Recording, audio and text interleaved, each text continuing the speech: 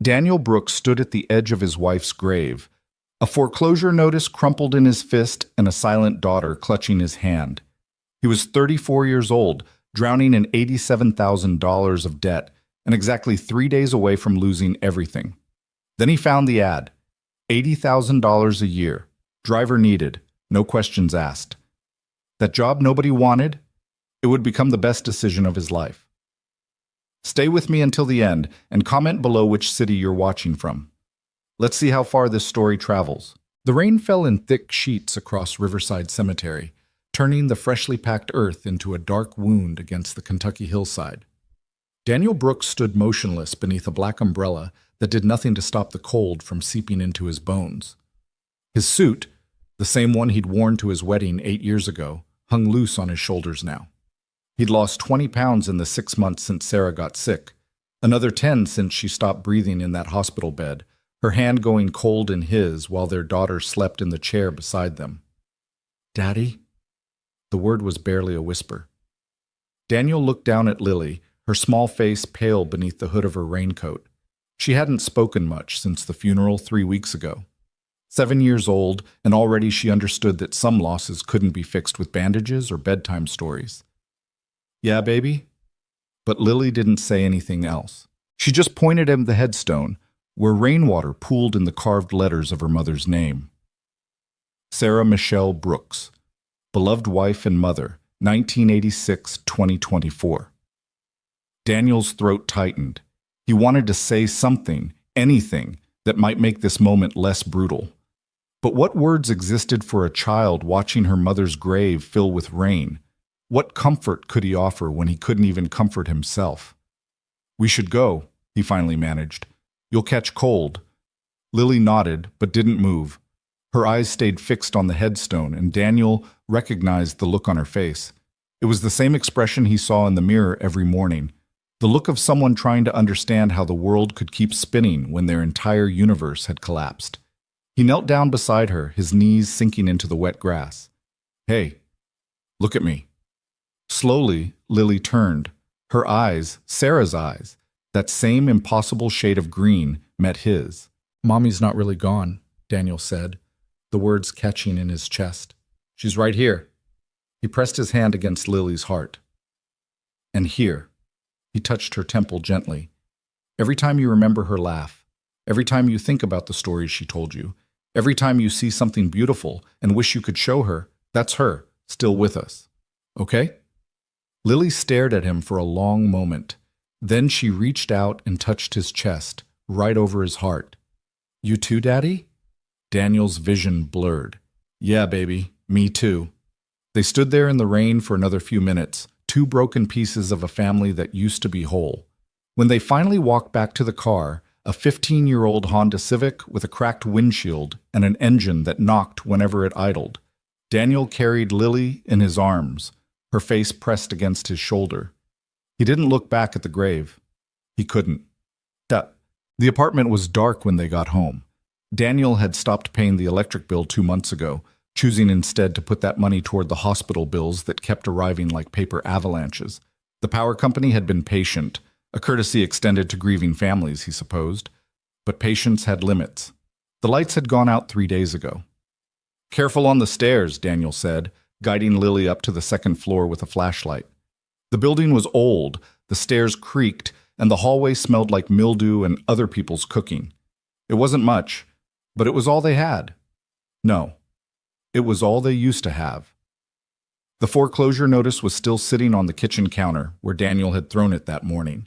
He'd read it so many times he had the words memorized. Failure to pay.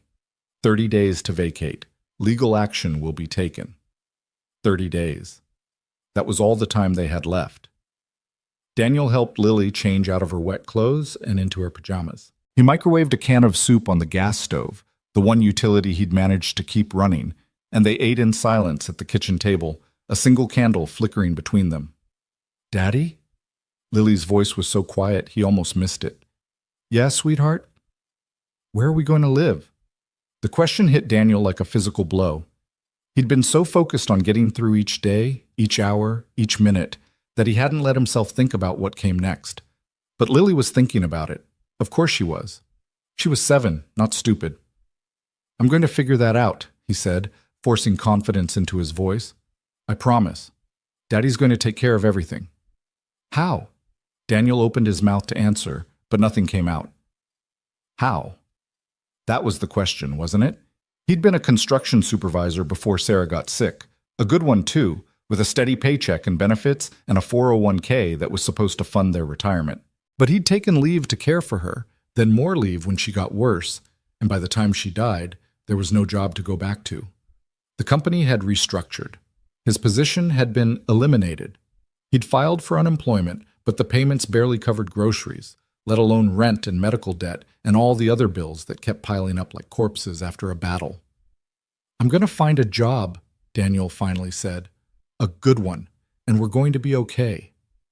Lily looked at him with those green eyes, so like her mother's, and Daniel could see that she didn't believe him. She was too young to lie to, too smart to fool, but she didn't challenge him. She just nodded and went back to her soup.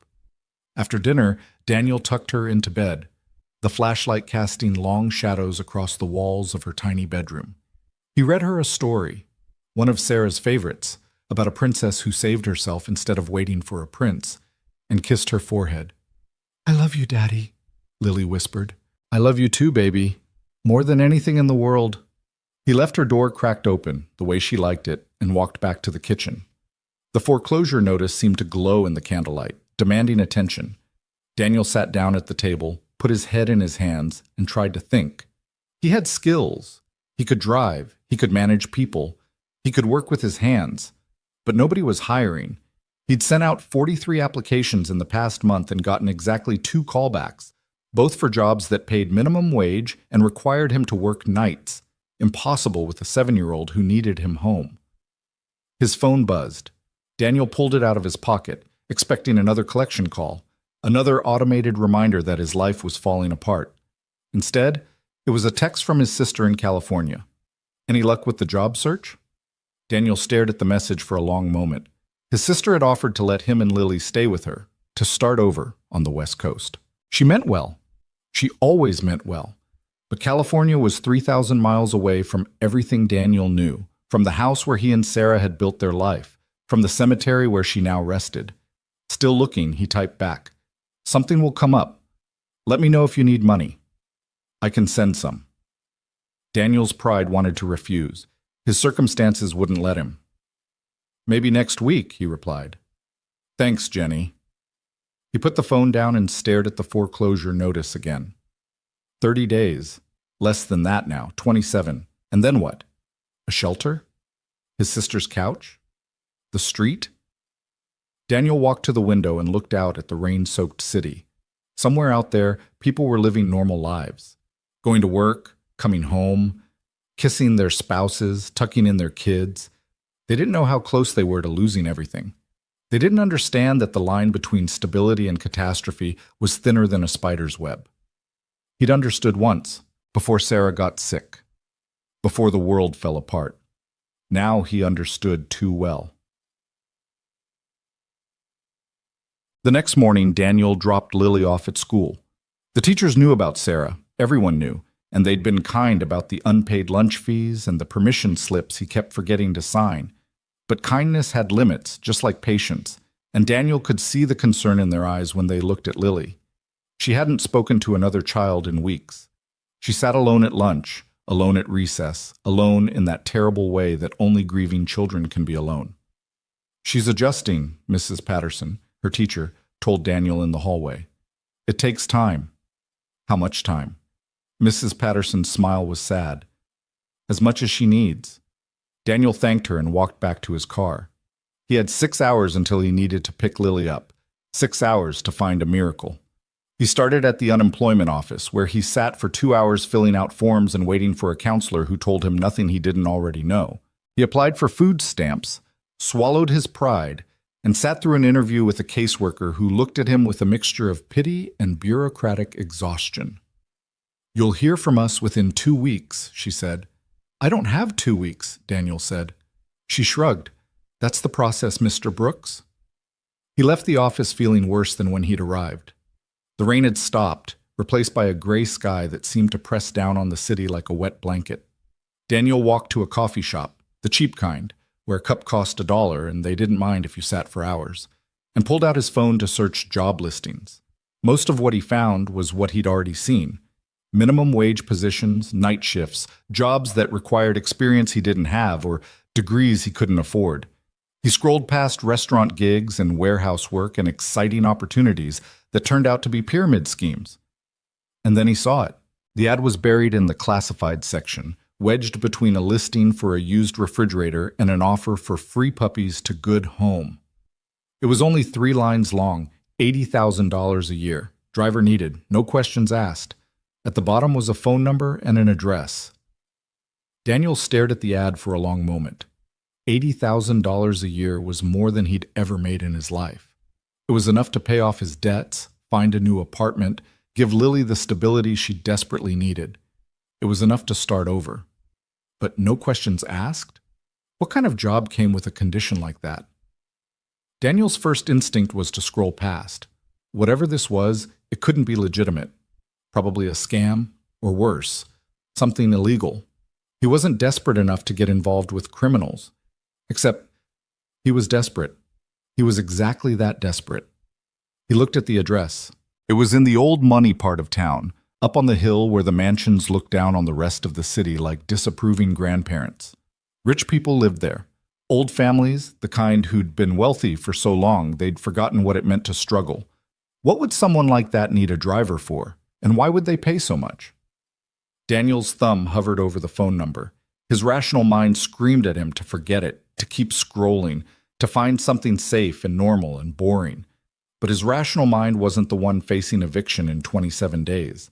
His rational mind wasn't the one with a silent daughter and a dead wife and a stack of bills that grew higher every time he blinked. He pressed call. The phone rang 3 times before someone picked up. Hayes Residence? The voice was male, elderly, with the crisp formality of old-school service. I'm calling about the ad, Daniel said. The driver position. A pause. I see. And your name? Daniel Brooks. Mr. Brooks, can you be here at 4 o'clock this afternoon? Daniel checked his watch.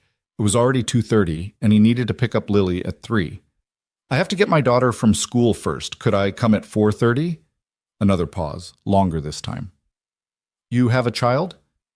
Yes, she's 7. I see. The voice on the other end seemed to be weighing something. 4:30 will be acceptable.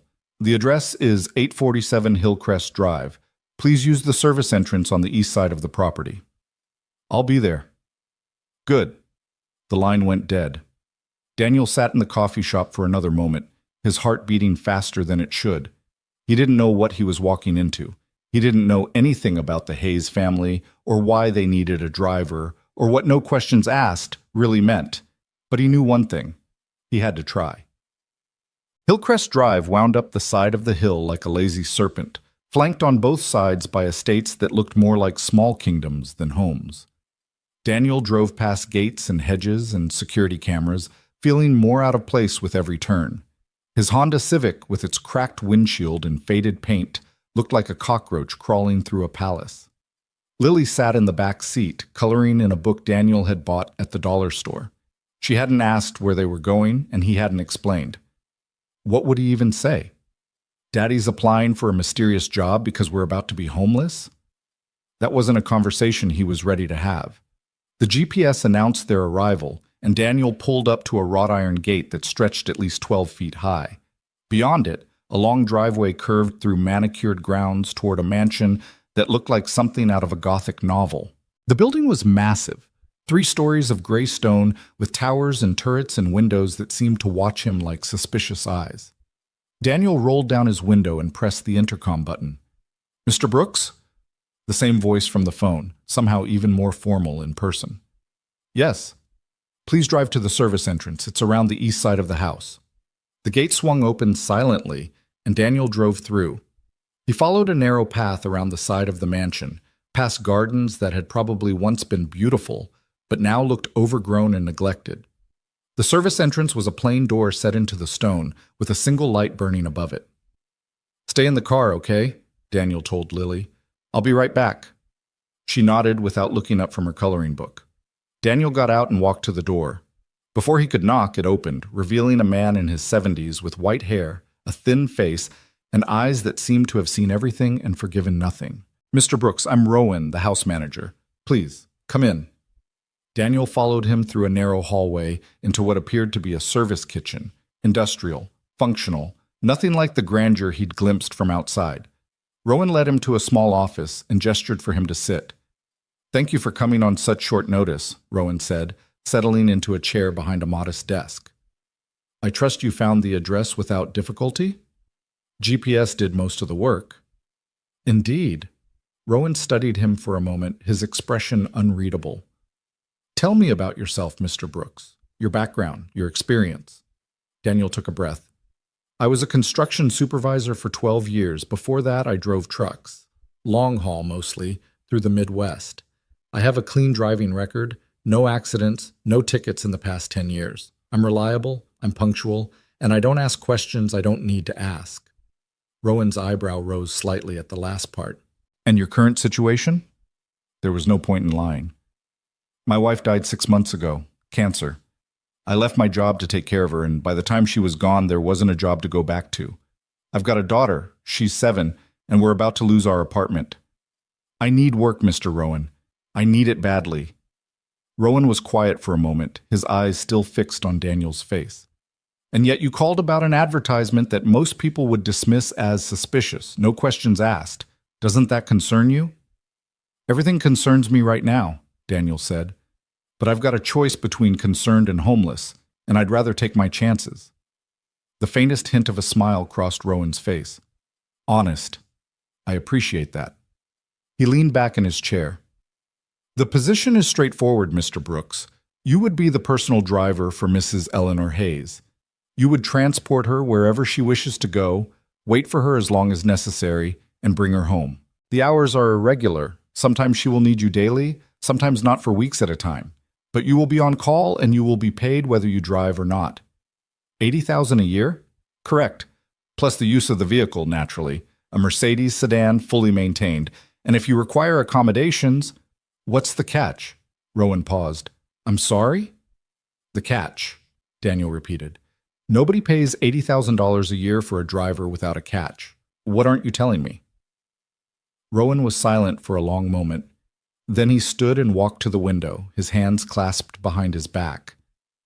"Mrs. Hayes is not an easy person to work for. She has certain habits, certain routines that must be respected without question. She does not engage in small talk.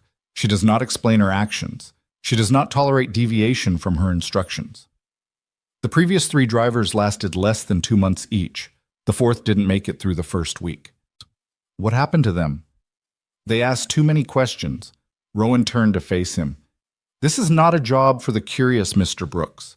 This is a job for someone who can accept that they will see things they don't understand, hear things that make no sense, and be asked to do things that seem pointless or even bizarre.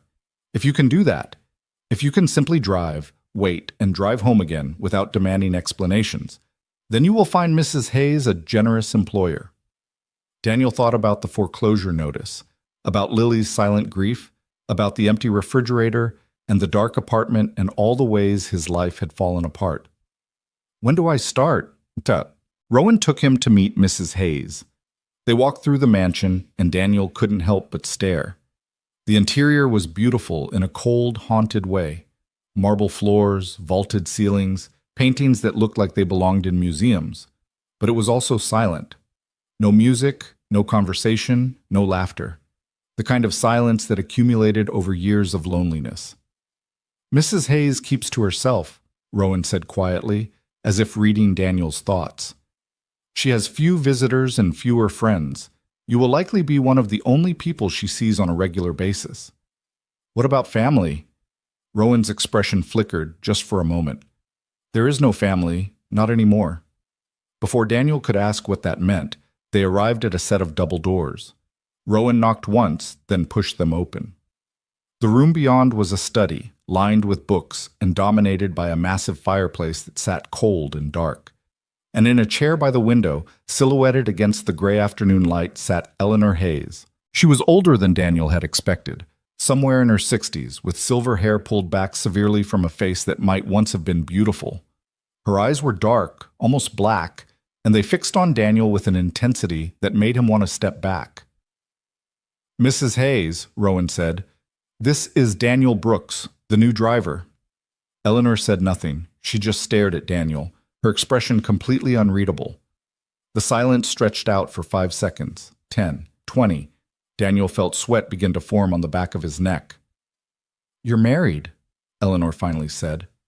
Her voice was low, rough, like she hadn't used it in a while. "I was. My wife passed away." Something shifted in Eleanor's eyes. A flicker of recognition, or perhaps pain. "Children?" "A daughter, 7 years old." "Where is she now?" Daniel hesitated. "In the car. I didn't know how long this would take." Eleanor stood abruptly and walked to the window. For a moment, Daniel thought he'd said something wrong, that the interview was over before it had really begun. But then Eleanor spoke again, her voice softer now. "Bring her in." "Ma'am?" "Your daughter. Bring her inside. It's cold in that car."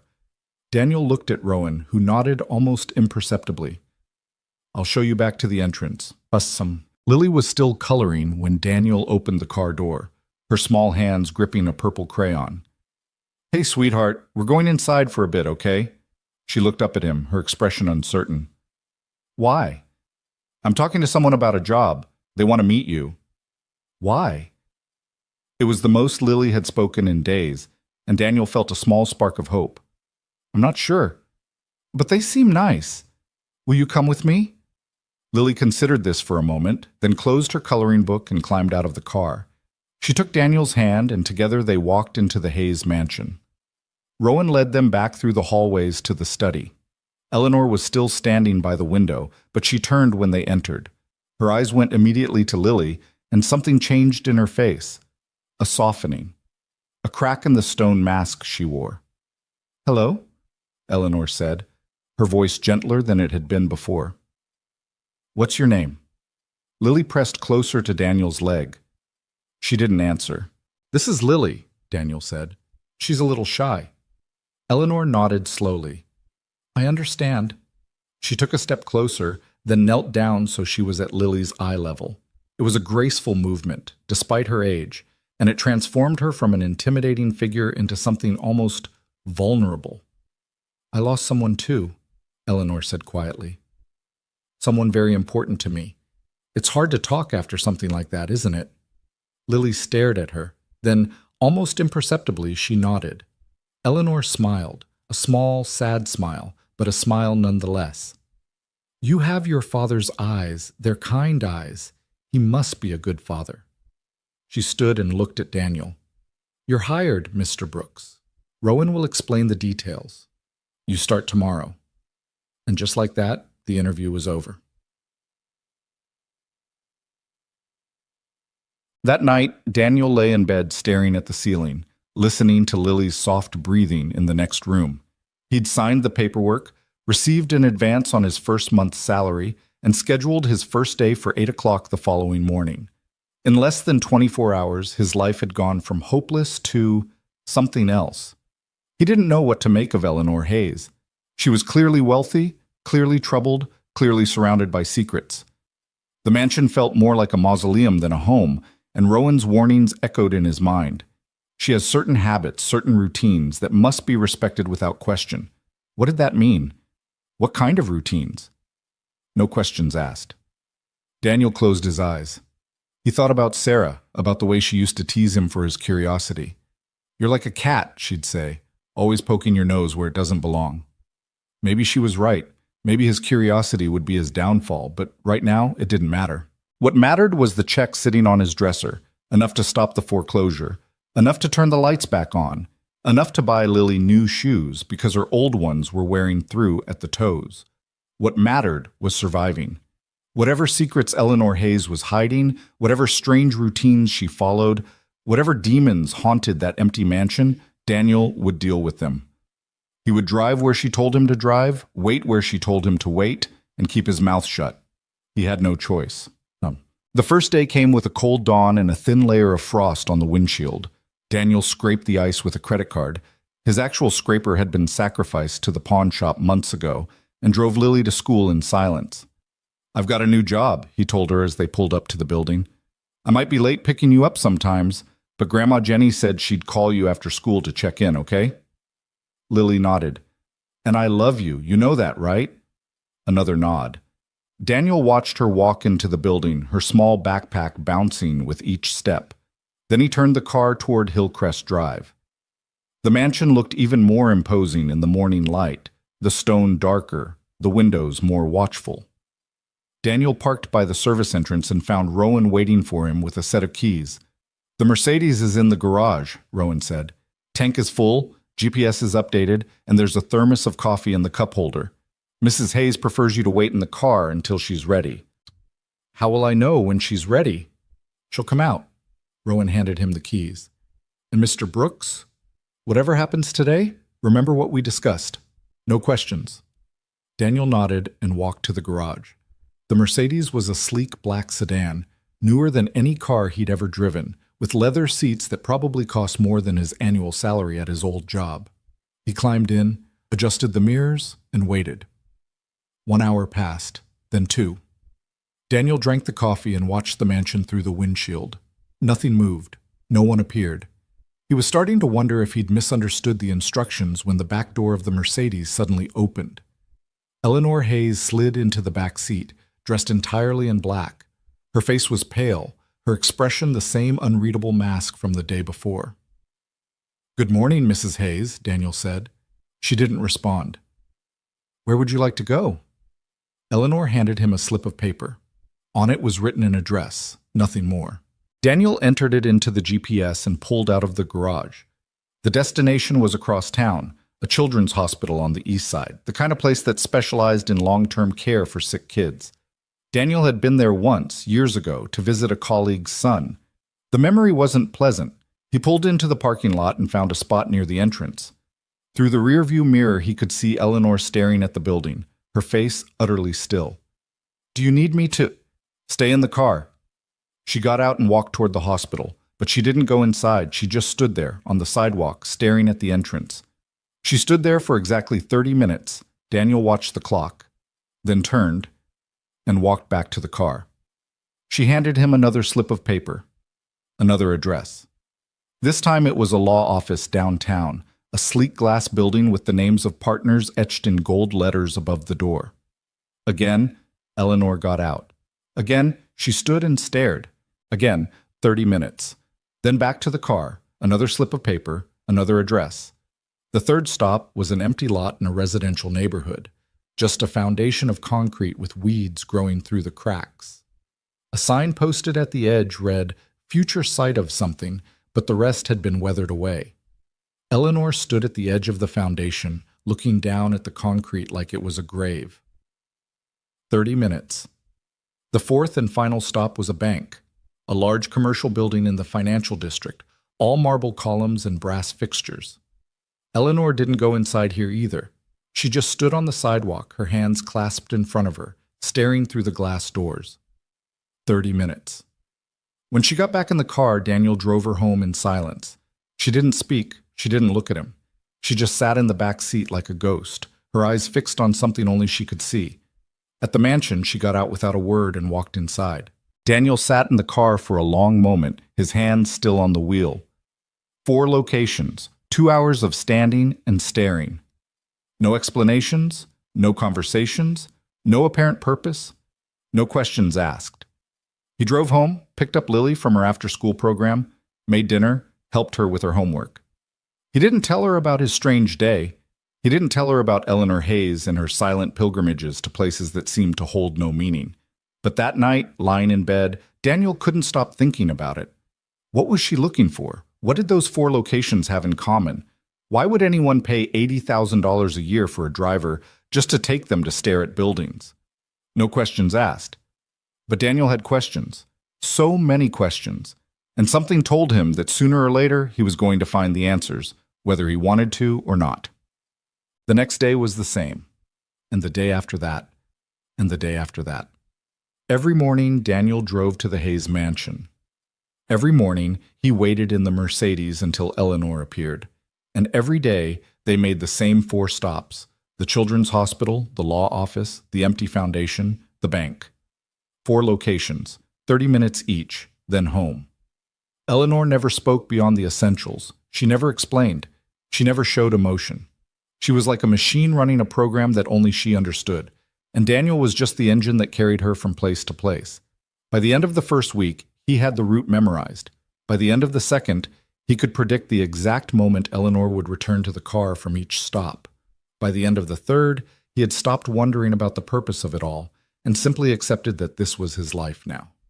Wake up, drive Lily to school, drive Eleanor to her silent vigils, pick up Lily, make dinner, sleep, repeat.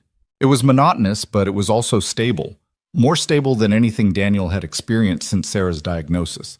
The electricity was back on, the foreclosure had been stopped. Lily had new shoes, a full refrigerator, and a father who wasn't constantly panicking about where their next meal would come from. If the price of that stability was driving a grief-stricken old woman to stare at buildings for 2 hours a day, Daniel could live with that. What he couldn't live with was the silence. Lily had always been quiet. She took after Sarah in that way, thoughtful and observant rather than loud and demanding. But the silence that followed Sarah's death was different. It wasn't peaceful. It was heavy, like a weight pressing down on her small shoulders. She went to school, came home, did her homework, went to bed. She didn't play, didn't laugh, didn't cry. She just existed. Daniel tried everything he could think of. He took her to the park, to the movies, to the ice cream shop where she'd once begged for sprinkles on everything. She went along with it all, obedient and compliant, but there was no joy in it, no life. Just give her time, his sister said on the phone. Kids are resilient, she'll bounce back. But Daniel wasn't so sure. He'd seen Sarah's family after she died, the way her mother had retreated into herself, the way her brother had drowned his grief in alcohol. Grief wasn't something you bounced back from. It was something that changed you, reshaped you, left marks that never fully healed. He didn't want that for Lily. He wanted her to remember her mother with joy, not with this terrible, suffocating silence. But he didn't know how to help her. It happened on a Tuesday, 4 weeks into the job. Daniel's car had broken down, finally, completely, irreparably broken down, and the mechanic had given him the news with something like pity in his eyes. It's the transmission, man. It had cost more to fix than the car's worth, which meant Daniel had no way to get Lily to school and himself to the Hayes mansion. He thought about calling in sick, but he'd never missed a day of work in his life, and something told him Eleanor wouldn't take well to unreliability. So he did the only thing he could think of. He brought Lily with him. We're going to the big house today, he told her as they rode the bus up toward Hillcrest Drive. The one I told you about. I need you to be really quiet and really well-behaved, okay? Lily nodded. She had her coloring book in her lap, her purple crayon already in hand. Rowan met them at the service entrance, his eyebrows rising when he saw Lily. Mr. Brooks, I wasn't aware you'd be bringing a guest. My car broke down. I couldn't leave her alone. I'm sorry. I should have called, but... Rowan held up a hand.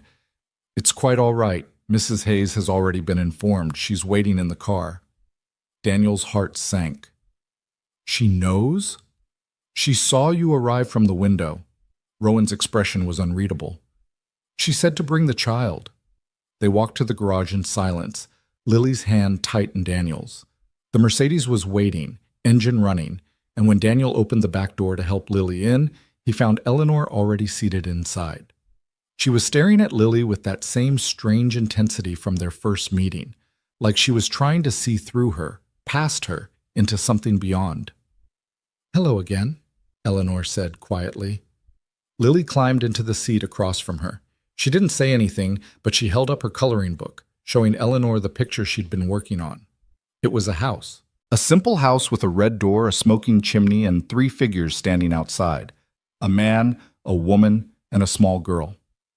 Eleanor's breath caught. That's beautiful, she whispered. Did you draw that? Lily nodded. Who are the people? Lily pointed to each figure in turn. Daddy? Mommy? Me? Your mommy. Eleanor's voice was barely audible. She's in heaven now, isn't she? Another nod. Eleanor reached out, slowly, as if afraid Lily might break. Her fingers brushed the edge of the drawing, tracing the outline of the woman in the picture. "I had a son," Eleanor said. "He's in heaven now, too." Daniel froze. He'd wondered about Eleanor's grief, about the emptiness of the mansion and the sorrow in her eyes. But he hadn't known. He hadn't dared to ask. Lily looked at Eleanor for a long moment. Then, without a word, she tore the page from her coloring book and handed it to her. "For you," she said. It was the first time she'd spoken to anyone but Daniel in weeks. Eleanor took the drawing with trembling hands. For a moment, she just stared at it, her face crumbling in a way Daniel had never seen before. Then she pressed it to her chest, closed her eyes, and let out a sound that might have been a sob. "Thank you," she whispered. "Thank you." They made the 4 stops that day, same as always, but something was different. At each location, Eleanor would glance back at Lily, who sat quietly coloring in her book. And at each location, the 30 minutes seemed a little shorter, the silence a little less oppressive. When they returned to the mansion, Eleanor looked at Daniel for the first time in weeks. "Bring her again tomorrow," she said. "If you can." Daniel nodded. "Yes, ma'am." That night, after Lily was asleep, Daniel sat at the kitchen table and thought about what he'd seen. The way Eleanor had looked at the drawing, the way she'd said, "I had a son," the crack in her armor that Lily, silent, grieving Lily, had somehow managed to find. He still didn't know the story behind the 4 stops. He still didn't know what Eleanor was searching for, or what she'd lost, or why she spent her days staring at buildings like a pilgrim at a shrine. But for the first time, he felt like he might actually find out. And for the first time, he wasn't sure he was ready for the answer. The change was subtle at first, so gradual that Daniel almost missed it. After that Tuesday when Lily had given Eleanor the drawing, something shifted in the rhythm of their days. The 4 stops remained the same: the children's hospital, the law office, the empty foundation, the bank, but the silence between them grew less absolute, less impenetrable. Eleanor still didn't explain where they were going or why. She still stood for exactly 30 minutes at each location, staring at buildings and empty lots like a woman searching for ghosts. But now, in the car between stops, she would sometimes glance at Lily in the rearview mirror. And sometimes, just sometimes, the hard lines of her face would soften. Daniel bought a new car with his second paycheck. Nothing fancy, just a reliable sedan that would get Lily to school without breaking down on the highway. But he kept bringing her to the mansion anyway. At first it was practical, childcare was expensive, and Eleanor had made it clear that Lily was welcome. But as the weeks passed, Daniel realized there was something else happening, something he hadn't expected. Lily was coming back to life. It started with small things, a question at dinner about what Eleanor's house looked like inside, a request for more purple crayons because she'd used up her favorite one. The way she started looking out the window during their drives, watching the world go by with something that resembled curiosity instead of the blank stare she'd worn since Sarah's funeral. And then, one morning in early November, Lily laughed. They were in the Mercedes, waiting for Eleanor to emerge from the mansion, and Lily was telling Daniel about a squirrel she'd seen in the garden. "It was carrying a nut this big," she said, holding her hands apart to show him. And then it dropped it, and it rolled all the way down the hill, and the squirrel chased it, and then another squirrel came and tried to steal it, and they were fighting over it like... She stopped mid-sentence, her eyes going wide. And then she laughed, a real laugh, bright and sudden, like sunlight breaking through storm clouds. Daniel's throat tightened. It had been so long since he'd heard that sound. Months. Since before Sarah got sick, really, back when their family was whole and the future seemed like a promise instead of a threat. "What's so funny?" he managed to ask. "The squirrels, Daddy. They were so silly." "Yeah," Daniel said, his voice thick. "Yeah, they were." The back door of the car opened and Eleanor slid into her usual seat. She looked at Lily, then at Daniel, and her brow furrowed slightly. "Is everything all right?" "Everything's fine," Daniel said. "Lily was just telling me about some squirrels." Eleanor's gaze lingered on Lily for a moment. "Squirrels? In the garden," Lily said. "They were fighting over a nut. It was really funny." Something flickered across Eleanor's face. Surprise, maybe, or something deeper. "I see. Perhaps we should put out more nuts for them. Give them something to fight over." It was such a small thing, such a simple comment. But it was the first time Eleanor had engaged with Lily beyond basic acknowledgments, the first time she'd offered anything that resembled conversation. Lily's eyes lit up. Can we? Really? If your father doesn't object. Daniel shook his head. No objection from me. Then it's settled. Eleanor handed him the familiar slip of paper with the day's first address. Shall we?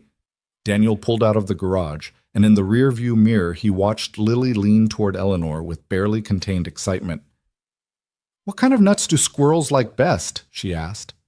I'm not entirely sure, Eleanor admitted. I suppose we'll have to find out together. It was such a small moment, such a tiny crack in the wall Eleanor had built around herself. But Daniel recognized it for what it was, a beginning. The first tentative step toward something that might, with time and patience, become trust. He just didn't know yet how much pain would have to surface before that trust could grow. The days settled into a new pattern after that. Daniel would arrive at the mansion each morning with Lily in tow, and they would wait together in the Mercedes while Eleanor prepared for her daily pilgrimage. Sometimes Lily would color in her book. Sometimes she would watch the mansion's windows, counting the ones where curtains moved or lights flickered on and off. And sometimes she would talk about school, about her friends. She was making friends again, slowly, about the stories Daniel read her at bedtime. Eleanor always listened. She never interrupted, never dismissed, never seemed impatient with the rambling observations of a 7-year-old. And gradually, almost imperceptibly, she began to respond. You read her stories at night? Eleanor asked one morning, after Lily had spent 10 minutes describing a book about a dragon who was afraid of heights. Every night, Daniel said. It was something her mother started when she was a baby. I didn't want to let it go. Eleanor was quiet for a long moment. That's good. Children need rituals, routines, things they can count on when everything else feels uncertain. Is that why you do this? The question slipped out before Daniel could stop it. He immediately tensed, waiting for Eleanor's walls to go back up.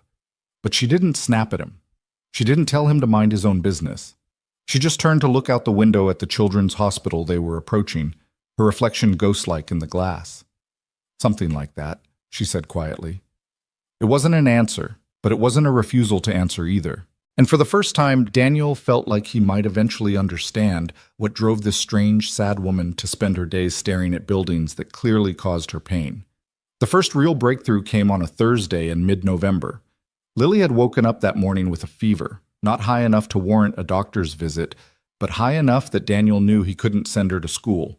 He'd called Rowan to explain that he would need to take the day off, apologizing profusely for the short notice. Wait, Rowan had said, his voice thoughtful. Let me speak with Mrs. Hayes. 5 minutes later, he called back. She'd like you to come anyway. She says the child can rest in one of the guest rooms while you drive. Daniel had hesitated. Bringing Lily to the mansion was one thing when she was healthy and could sit quietly in the car. Bringing her when she was sick felt like an imposition, a violation of some unspoken boundary.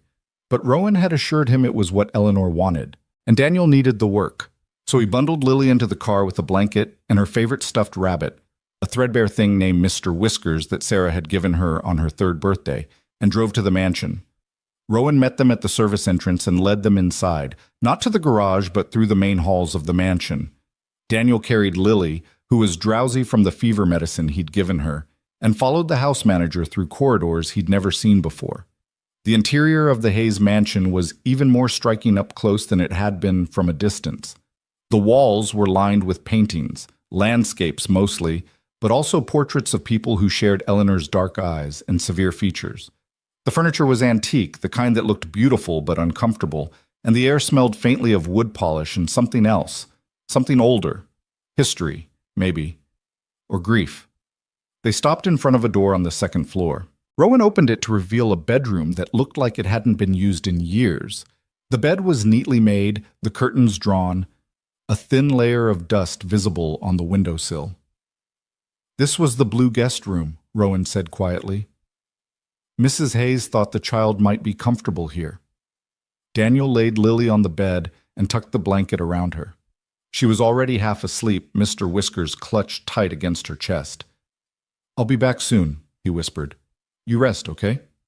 Okay, Daddy. He kissed her forehead, warmer than it should be, but not dangerously so, and followed Rowan back to the garage. Eleanor was already in the car, waiting. The drive that day felt different, heavier. Eleanor kept glancing toward the mansion as they pulled away, and Daniel could tell she was thinking about Lily, about the sick child resting in her guest room, in a bed that probably hadn't held anyone in years. They made the first stop at the children's hospital. Eleanor got out, as always, and stood on the sidewalk staring at the entrance. But this time Daniel found himself watching her more closely than usual. The way her hands clasped and unclasped at her sides. The way her jaw tightened whenever someone walked in or out of the doors. The way her eyes tracked the movements of families, parents with children, children with parents, like someone watching a life she used to have. When she got back in the car, her face was paler than usual. "Mrs. Hayes?" Daniel asked carefully. "Are you all right?" "Drive," she said. Her voice was steady, but there was something underneath it, something cracking. They went to the law office next, then the empty foundation, then the bank. The same routine, the same 30 minutes at each location. But when they returned to the mansion, Eleanor didn't immediately get out of the car. "Mr. Brooks," she said. Daniel turned in his seat to look at her. "The child, Lily. How is she doing? In general, I mean. Since her mother—" It was the first time Eleanor had asked about Lily directly. The first time she'd acknowledged out loud the grief that connected them. "She's getting better," Daniel said honestly. Slowly. She didn't talk for weeks after Sarah died. Didn't laugh, didn't play, didn't seem interested in anything, but lately, I don't know, something's changed. She's starting to come back. Eleanor was silent for a long moment. Then, so quietly Daniel almost didn't hear her. Children are stronger than we give them credit for. They can survive things that would destroy an adult. Did your son survive something?" The question hung in the air between them. Daniel knew he was pushing, knew he was risking the fragile trust they'd been building. But he couldn't help himself. The mystery of Eleanor Hayes had been eating at him for weeks, and he sensed that she was close, so close, to finally letting him in. Eleanor's hand went to her throat, touching a chain that Daniel hadn't noticed before. She pulled it out from beneath her collar, and he saw that it held a small pendant, a silver oval, tarnished with age. "My son," she said slowly, "did not survive. That's why we go to those places. That's why I stand there every day, staring at buildings that mean nothing to anyone else." She turned to look at Daniel, and for the first time he saw tears in her eyes. "They're the last places where Matthew was still alive, where I still had hope, where the story hadn't ended yet." Daniel didn't know what to say. He'd suspected something like this, had pieced together fragments from Rowan's hints and Eleanor's behavior, but hearing it confirmed was different, heavier. "I'm sorry," he finally managed. "I'm so sorry." Eleanor shook her head. "Don't be sorry, Mr. Brooks. Just understand. When I look at your daughter, I see everything I lost, everything I failed to save. And it hurts. God, it hurts. But it also reminds me that I'm still capable of feeling something, that I haven't completely turned to stone." She opened the car door and stepped out, but before she walked away, she turned back. "Thank you for bringing her today. It's been a long time since this house had a child in it. I'd forgotten how much light they carry with them." She walked into the mansion, and Daniel sat in the car for a long time, processing what he'd just learned. Matthew, her son, the hospital where he was born maybe, the law office where— what? The foundation of something that was never built. The bank holding something he never got to use. Pieces of a puzzle, slowly coming together. But Daniel still didn't have the whole picture. And something told him that when he finally did, it would change everything. Lily's fever broke that night, but Eleanor insisted she come back to the mansion the next day anyway. "I've arranged for a tutor," she told Daniel when he tried to suggest that Lily should stay home and rest. "Someone to help her catch up on any schoolwork she missed. And Rowan has stocked the kitchen with soup, the kind children like, with noodles shaped like letters." Daniel stared at her. "You didn't have to do that." "I know I didn't have to. I wanted to." Eleanor's voice was crisp, businesslike, but there was something underneath it, something that might have been hope. "Unless you object." No, no, thank you. She'll love that. And she did. Lily spent that day in the mansion's library, a cavernous room lined floor to ceiling with books that looked older than the country itself, working with a patient young woman named Claire, who had been hired specifically to help her. When Daniel returned from driving Eleanor on her rounds, he found his daughter sitting cross-legged on an antique rug, happily explaining to Claire why the letter Q was the silliest letter in the alphabet. Because it always needs you, Lily was saying. It can't do anything by itself. That's silly. Claire laughed.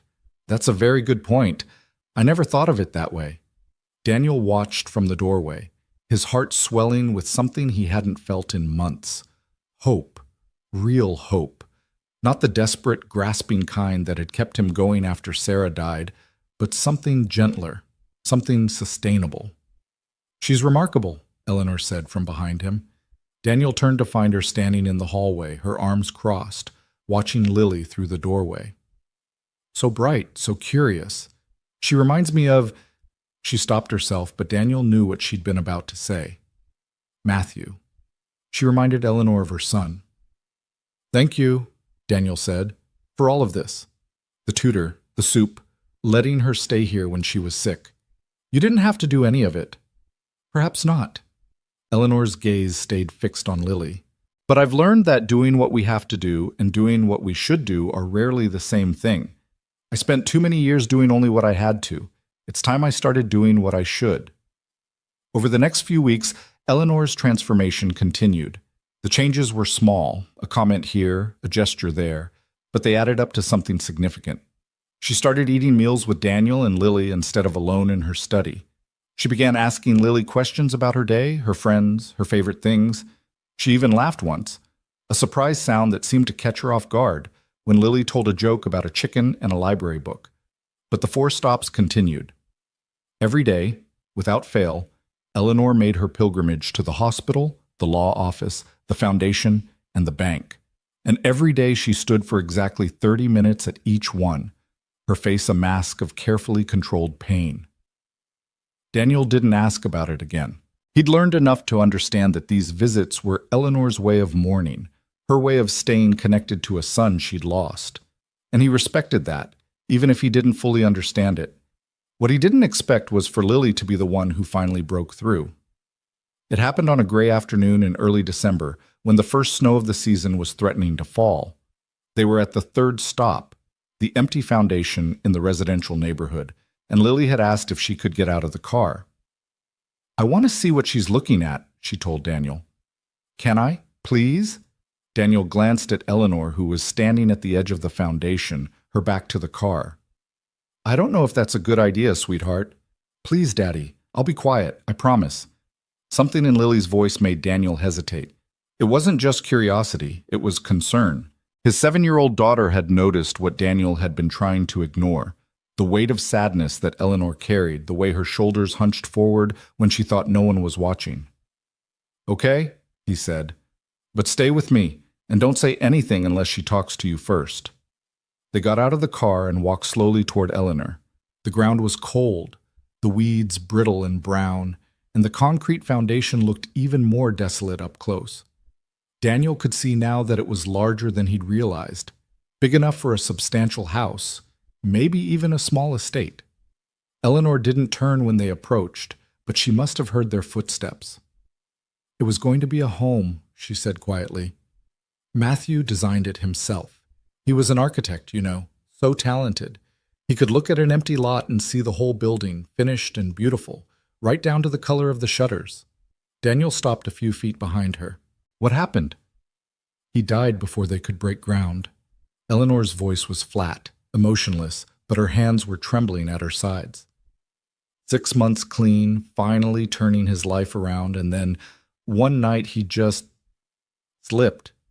One bad decision, one moment of weakness, and everything, all his plans, all his dreams, all the futures he was building, ended right there in his apartment with a needle in his arm.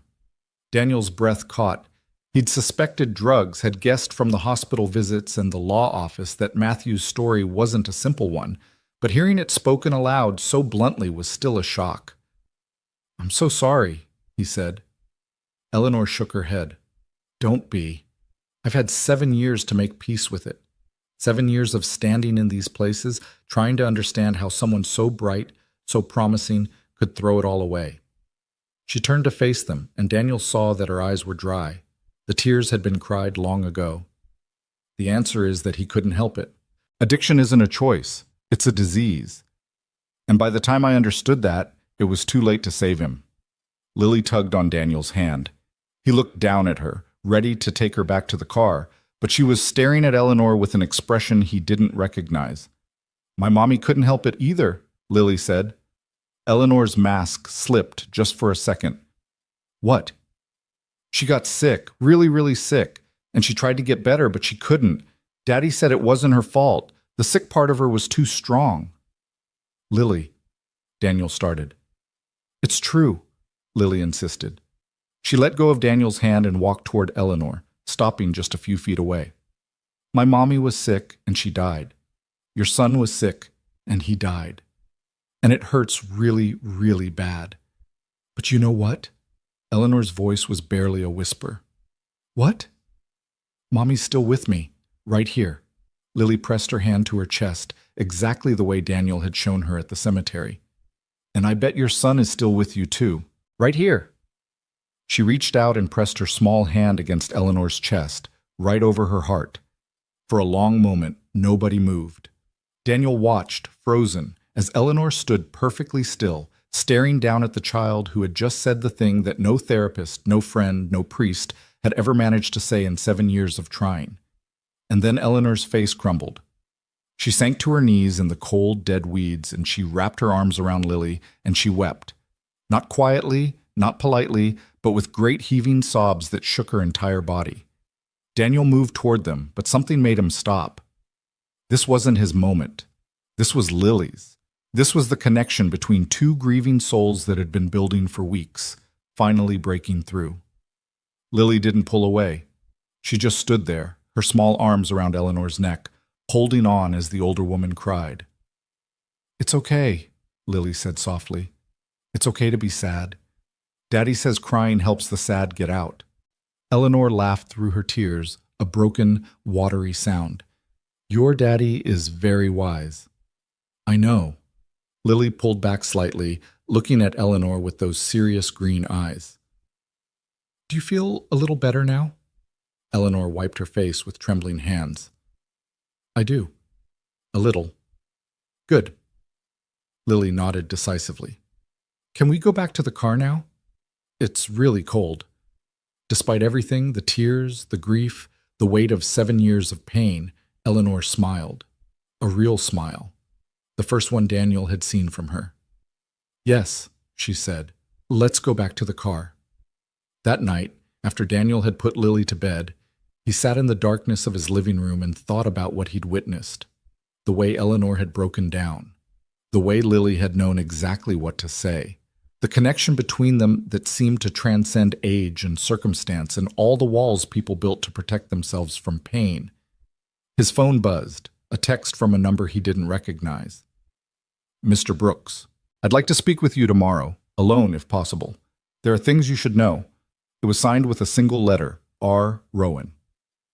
Daniel stared at the message for a long moment. Then he typed his reply. I'll be there. The next morning, Daniel dropped Lily at school instead of bringing her to the mansion. She protested. She'd grown attached to Claire, to the library, to the ritual of their days. But Daniel promised she could come back the next day. There's something I need to do today, he told her. Something important. About Mrs. Eleanor? Daniel hesitated. His daughter was more perceptive than he'd given her credit for. Yes, about Mrs. Eleanor. Okay. Lily nodded solemnly. Tell her I said hi. I will, sweetheart. Rowan was waiting for him at the service entrance, as always. But instead of leading him to the garage, the house manager took him through the main house to a small sitting room Daniel had never seen before. Please, sit, Rowan said, gesturing to a leather armchair. Can I offer you tea? Coffee? Coffee, please. Black. Rowan disappeared briefly and returned with 2 cups. He handed one to Daniel and took a seat across from him, his posture formal but his expression troubled. You've been with us for almost 2 months now, Rowan began. In that time, you've seen things that would have driven other drivers away. The silence, the strange routine, Mrs. Hayes's moods. He paused.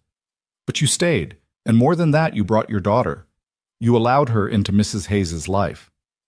I didn't have much choice at first, Daniel admitted. My car broke down. Perhaps. But you kept bringing her after. Why? Daniel thought about it. Because Lily needed it. She'd been so lost since her mother died, so quiet. And there was something about Mrs. Hayes, about this place, that seemed to reach her. I don't know how to explain it. You don't need to explain it, Rowan said. I've seen it too. For 7 years, I've watched Mrs. Hayes slowly disappear into herself. She stopped eating properly, stopped sleeping, stopped caring about anything except those 4 stops, that endless cycle of grief. He shook his head. I thought I would watch her die. Not quickly, but slowly, piece by piece, until there was nothing left. And now? Now I see her smile. I see her laugh. I see her engage with your daughter in ways she hasn't engaged with anyone since Matthew died. Rowan leaned forward, his eyes intense. You've given her something, Mr. Brooks. You and your daughter, something I thought was impossible. Hope. Daniel felt the weight of those words settle on his shoulders. I'm just a driver, Mr. Rowan. I take her where she wants to go, that's all. No, you're much more than that, and that's why I need to tell you the truth about what's happening. Daniel's coffee cup paused halfway to his lips. What do you mean? Rowan was quiet for a moment, as if gathering his thoughts. Do you know what Hayes Industries does, Mr. Brooks? Real estate, I think. Development. Something like that. Something like that, yes. Hayes Industries is one of the largest property development firms on the East Coast. They own shopping centers, office buildings, apartment complexes. They employ thousands of people and generate hundreds of millions of dollars in revenue every year. Okay. Daniel didn't see where this was going. Mrs. Hayes inherited the company when her husband died 15 years ago. She never wanted to run it. She was a teacher before she married into the Hayes family, if you can believe that. But there was no one else. Matthew was still in college, struggling with demons she didn't yet fully understand. So she took over, and she was good at it, ruthless even. She had to be, to survive in that world. And now? Now the company is embarking on a new project, a major redevelopment initiative in a neighborhood on the east side of the city. They're calling it the Riverside Renewal Project. Rowan's voice tightened. What they don't mention in the press releases is that the renewal will require the eviction of over 200 families from their homes. Daniel's stomach dropped. 200 families? Low-income housing, mostly. People who can't afford lawyers, can't fight back, can't do anything except pack their bags when the notices arrive. Rowan's eyes met Daniel's. People like you, Mr. Brooks. People who are one bad month away from losing everything. Daniel set his coffee cup down. His hands were shaking slightly. Does Mrs. Hayes know about this? She signed off on it 3 years ago, before Matthew died. Back then she was a different person, harder, more focused on the bottom line. Rowan sighed. She spent the last 7 years drowning in grief, Mr. Brooks. She hasn't set foot in the company offices since the funeral. The board runs everything now, and they've been waiting for this project to go forward. The eviction notices go out next month. Why are you telling me this? Rowan stood and walked to the window, his back to Daniel.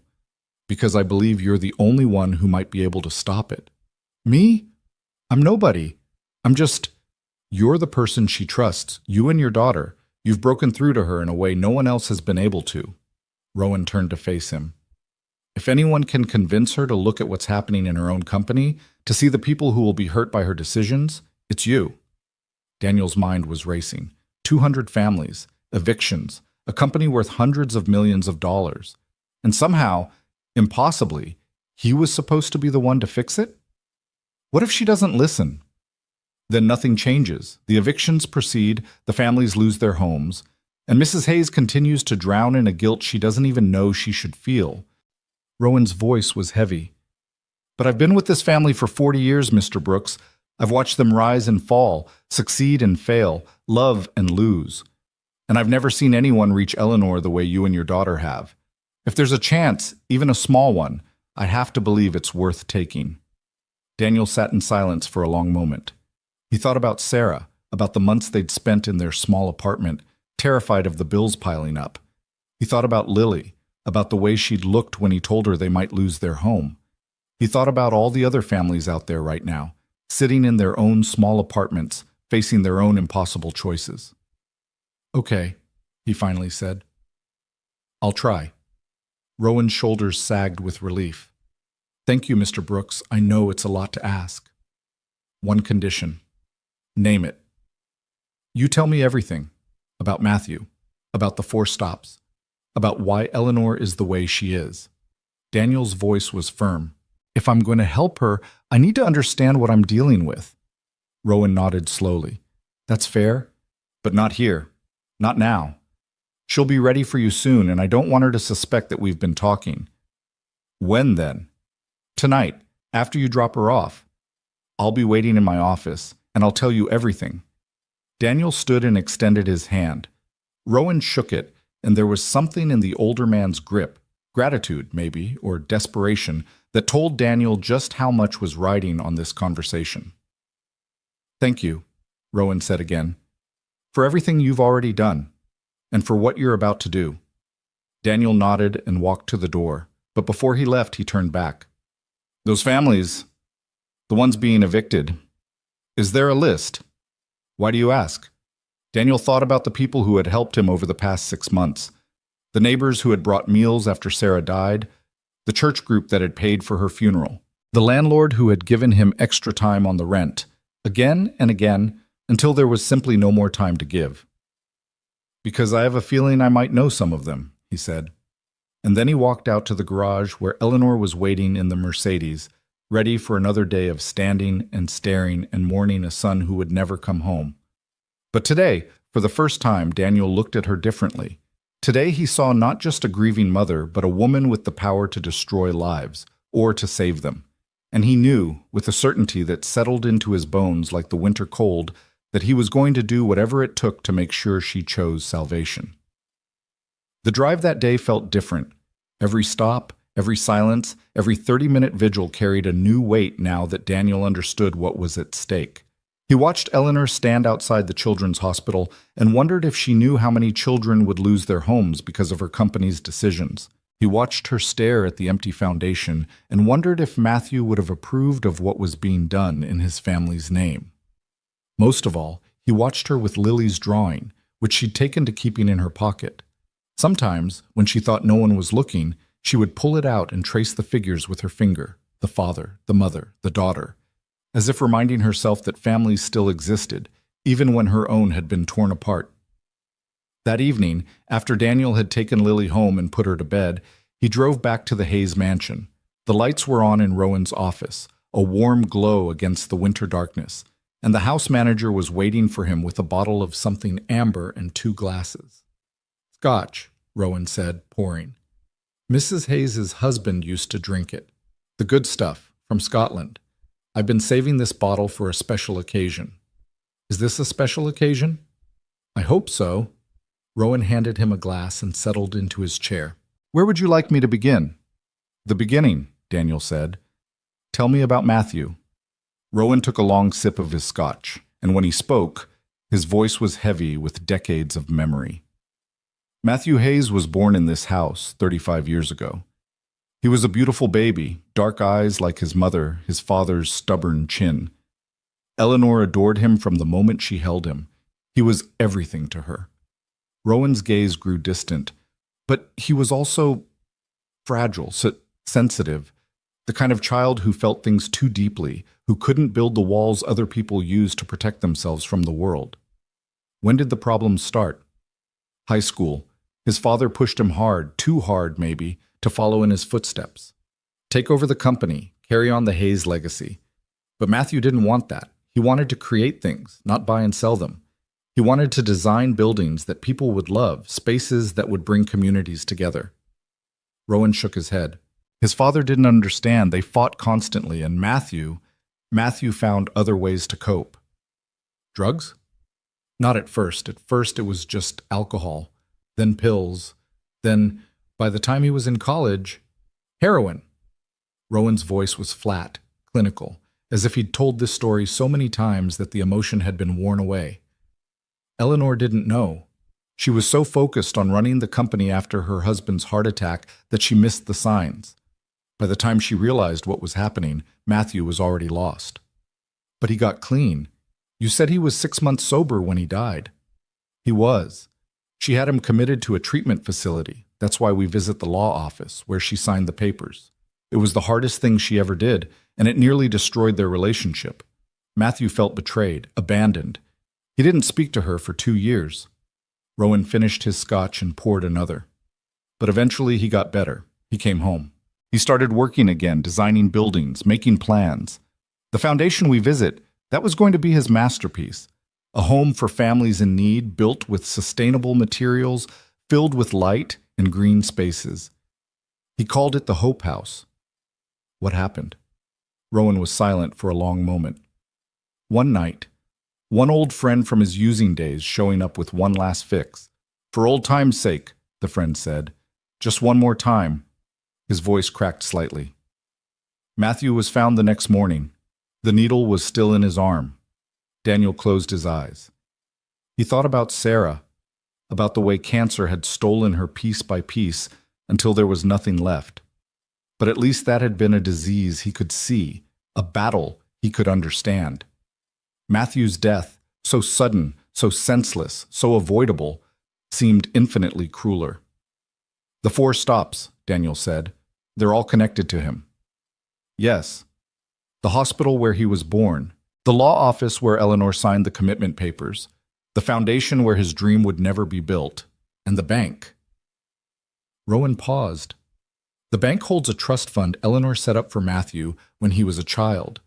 $2 million meant to secure his future. He never touched it. He never got the chance. So she just stands there every day, reliving it. It's her penance. Rowan's voice was soft.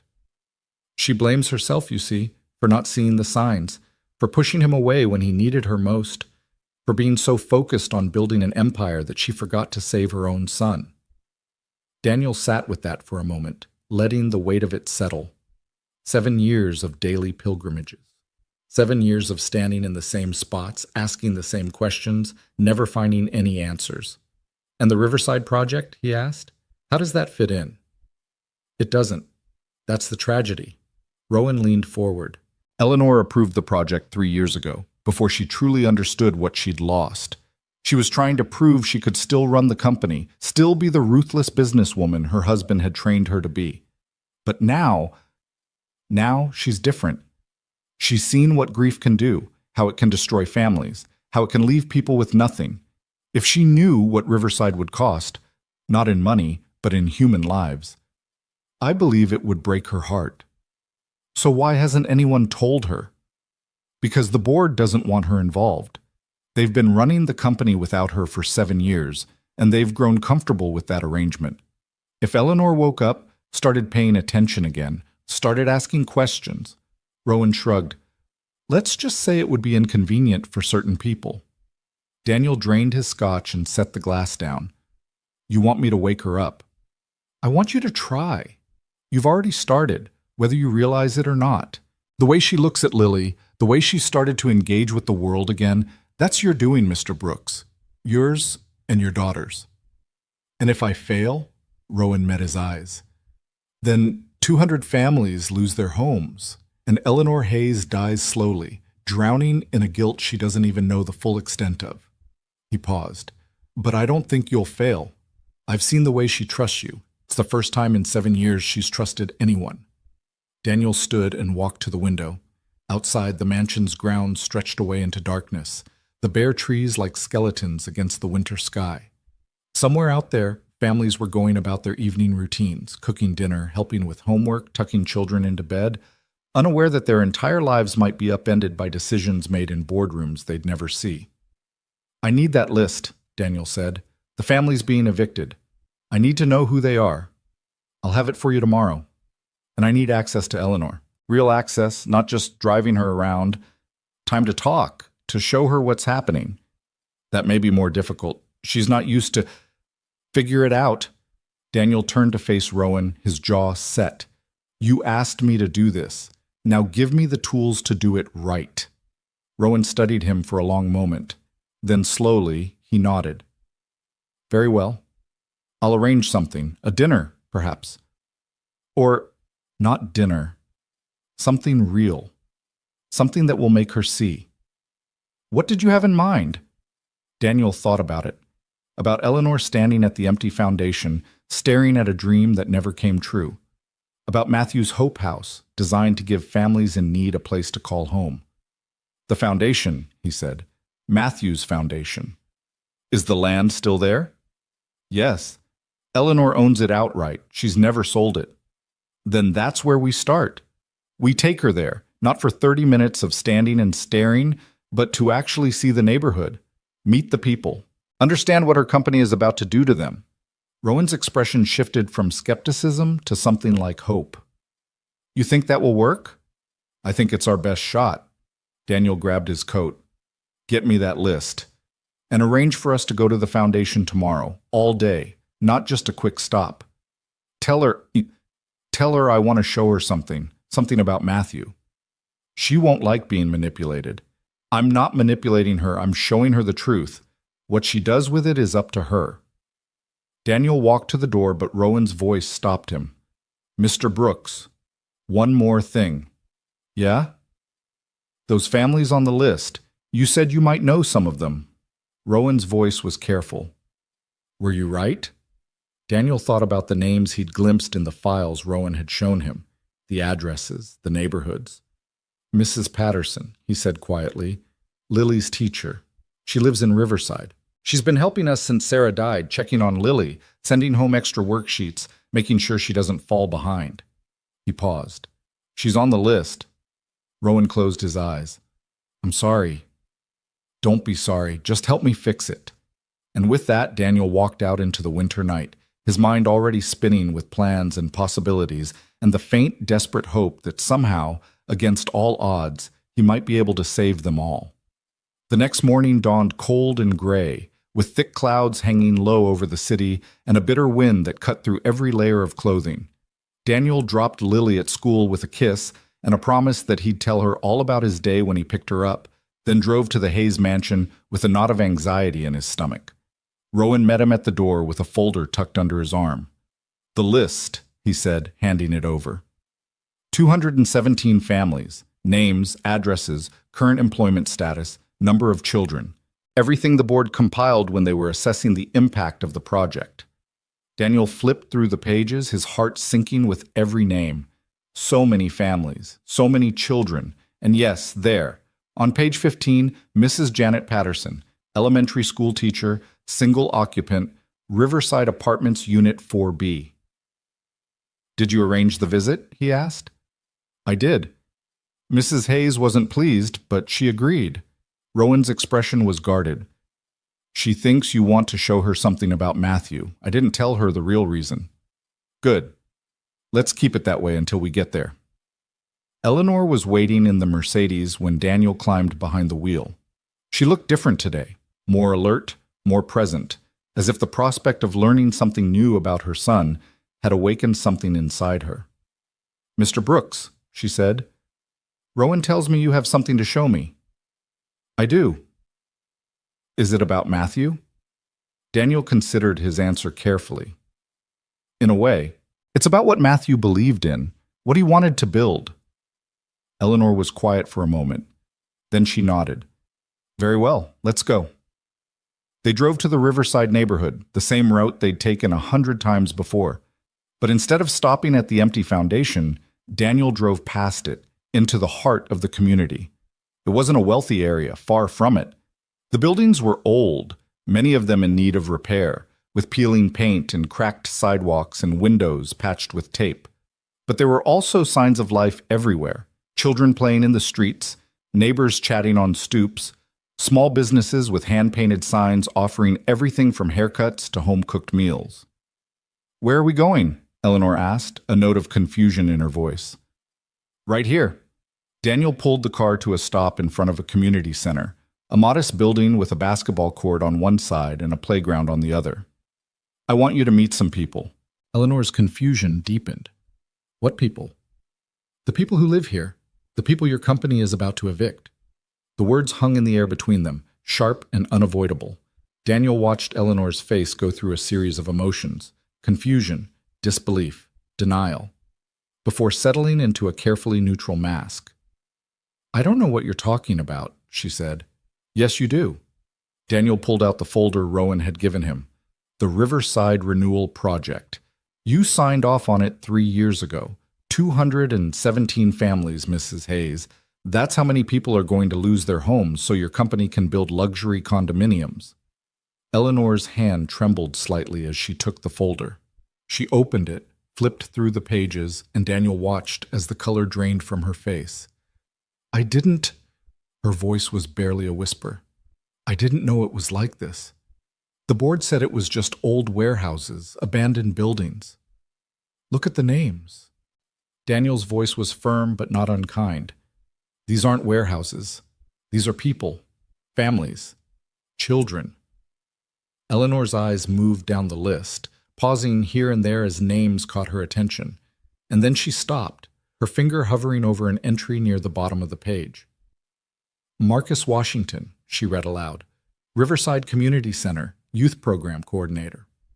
"That's the building we're parked in front of," Daniel said. "Marcus has been running youth programs here for 15 years. Basketball leagues, tutoring, summer camps. Half the kids in this neighborhood would be on the streets if it weren't for him." Eleanor looked up at the community center, at the children shooting hoops on the court, at the teenagers gathered around a picnic table doing homework together. "And he's going to lose all of this? Unless someone stops it." Eleanor was silent for a long moment. Then slowly, she opened the car door and stepped out. "Mrs. Hayes?" Daniel scrambled to follow her. "Where are you going?" "To meet Marcus Washington," she said, her voice stronger than he'd heard it in weeks. "And to find out exactly what my company has done." Daniel watched her walk toward the community center, her back straight and her head high. And despite everything, the uncertainty, the fear, the impossible odds, he felt a spark of hope ignite in his chest. Maybe, just maybe, this was going to work. Maybe Eleanor Hayes was finally ready to wake up. The community center smelled like floor wax and basketballs, with an undertone of the cafeteria lunch that had been served hours ago. Eleanor stood in the doorway, her black coat a stark contrast against the cheerful murals painted on the walls, rainbows and sunflowers, and children holding hands around a globe. She looked utterly out of place, this silver-haired woman from the mansion on the hill, surrounded by the vibrant chaos of a neighborhood that had learned to survive on hope and determination.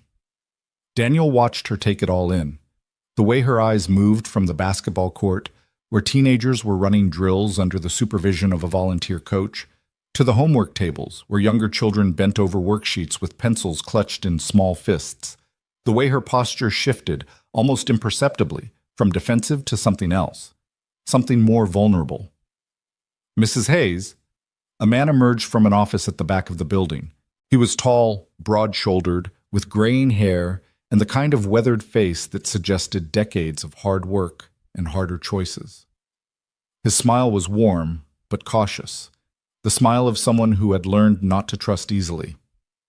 "I'm Marcus Washington," he said, extending his hand. "Welcome to the Riverside Community Center." Eleanor took his hand, and Daniel noticed that her grip was firmer than usual, as if she was steeling herself for something difficult. "Mr. Washington, I'm Eleanor Hayes."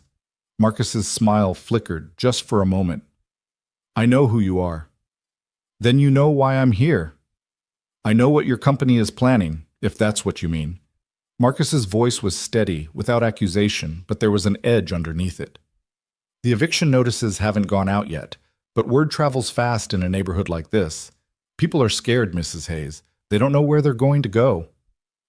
Eleanor was silent for a long moment. Then she looked around the community center again, at the children and the volunteers and the hand-painted murals on the walls. "Show me," she said quietly. "Show me what they're afraid of losing." Marcus studied her face, searching for something. Sincerity, maybe, or the hint of a trap. Whatever he found must have satisfied him, because he nodded slowly. "All right. Come with me." He led them through the building, past the basketball court and the homework tables, past a small kitchen where volunteers were preparing dinner for families who couldn't afford to feed themselves, past a room where a woman was teaching English to a group of immigrants who had fled violence in their home countries. "This building has been here for 40 years, Marcus said as they walked. "My grandmother helped build it, back when this neighborhood was even poorer than it is now." She believed that every community needs a heart, a place where people can come together, support each other, find hope when everything else feels hopeless. He stopped in front of a wall covered with photographs. "These are some of the kids who've come through our programs. Doctors, lawyers, teachers, engineers, kids who might have ended up on the streets if they hadn't had a place like this to come to." Eleanor stepped closer to the wall, her eyes moving from photo to photo. Daniel watched her face, trying to read her expression, but she had rebuilt her mask. Whatever she was feeling, she wasn't showing it. "How many families use this center?" she asked. "On any given week? About 300. But the impact goes further than that. We partner with the schools, the churches, the local businesses. We're the glue that holds this neighborhood together." Marcus's voice tightened. "If we lose this building, if all these families get evicted, that glue disappears, and everything falls apart. Where would they go?" "That's the question, isn't it?" Marcus crossed his arms. "Some of them have family they can stay with, at least temporarily. Some of them will find other apartments, maybe in neighborhoods even worse than this one. And some of them," he shook his head, "some of them will end up on the streets. That's the truth, Mrs. Hayes. That's what your luxury condominiums will cost." Eleanor turned to face him. "You said you know who I am. Do you know what I've been doing for the past 7 years? I know your son died. I know you've been grieving. And I know that while you've been locked away in that mansion of yours, your company has been making plans that will destroy lives." Marcus's voice was firm, but not cruel. "I don't blame you for that. Grief makes people blind. But you're here now. You're seeing it with your own eyes. The question is, what are you going to do about it?" It was the same question Daniel had been wrestling with since his conversation with Rowan. What was Eleanor going to do? What could she do? She was the owner of Hayes Industries, yes, but she'd been absent for 7 years. The board had been running things without her, making decisions in her name, building an empire on foundations she'd never examined. Eleanor didn't answer right away. She walked back to the wall of photographs and stood there, staring at the faces of children who had grown up to become something more than their circumstances had promised. "My son wanted to build a house," she said finally. Her voice was so quiet that Daniel had to strain to hear it. "Not just any house, a home for families in need. He called it the Hope House. He spent years designing it.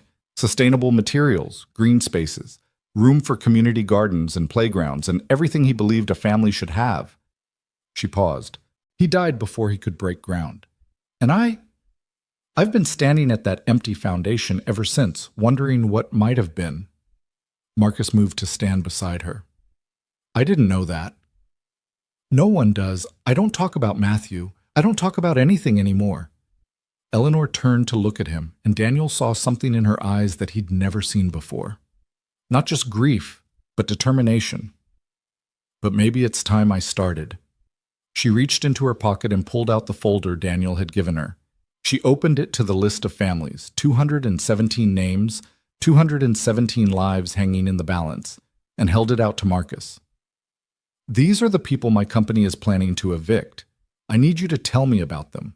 Not the statistics, not the numbers, the people. Who are they? What are their stories? What will happen to them if they lose their homes?" Marcus took the folder and flipped through it, his expression growing heavier with each page. "You want to know about them? Fine.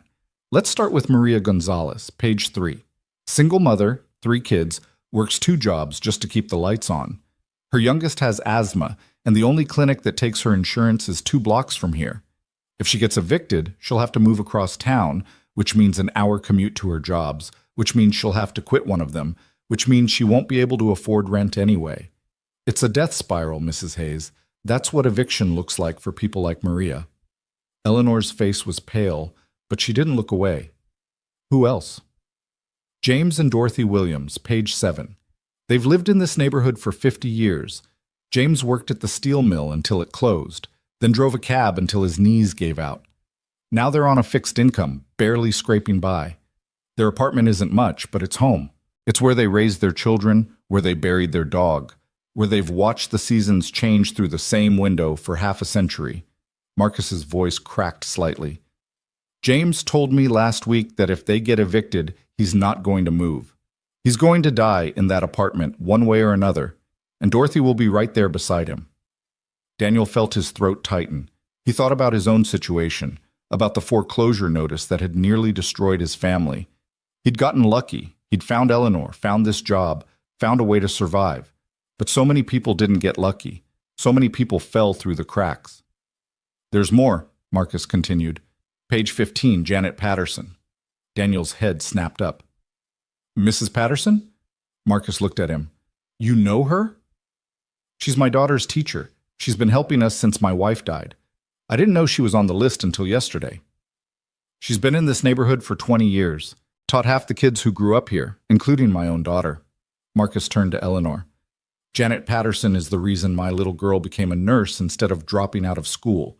She stayed late with her, helped her with her applications, wrote letters of recommendation. That's the kind of person you're evicting, Mrs. Hayes. Not statistics, not numbers. People who make this community what it is. Eleanor closed her eyes.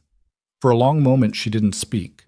The sounds of the community center filled the silence. The squeak of sneakers on the basketball court, the murmur of children doing homework, the clatter of pots in the kitchen. When she opened her eyes again, they were wet with tears. I didn't know, she whispered. I swear to you, Mr. Washington, I didn't know. I believe you. Marcus's voice softened. But ignorance isn't an excuse, not when you have the power to change things. Do I have that power? Eleanor looked at Daniel, then back at Marcus. I've been gone for 7 years. The board runs everything now. They've built relationships, made deals, created entire departments I've never even heard of. If I walk in there and try to stop this project, they'll fight you, Daniel said. But you're still the majority shareholder. You still own the company. They can fight all they want, but at the end of the day, the decision is yours. It's not that simple. The legal implications, the financial obligations. Tell me something, Mrs. Hayes. Marcus stepped closer to her, his eyes intense.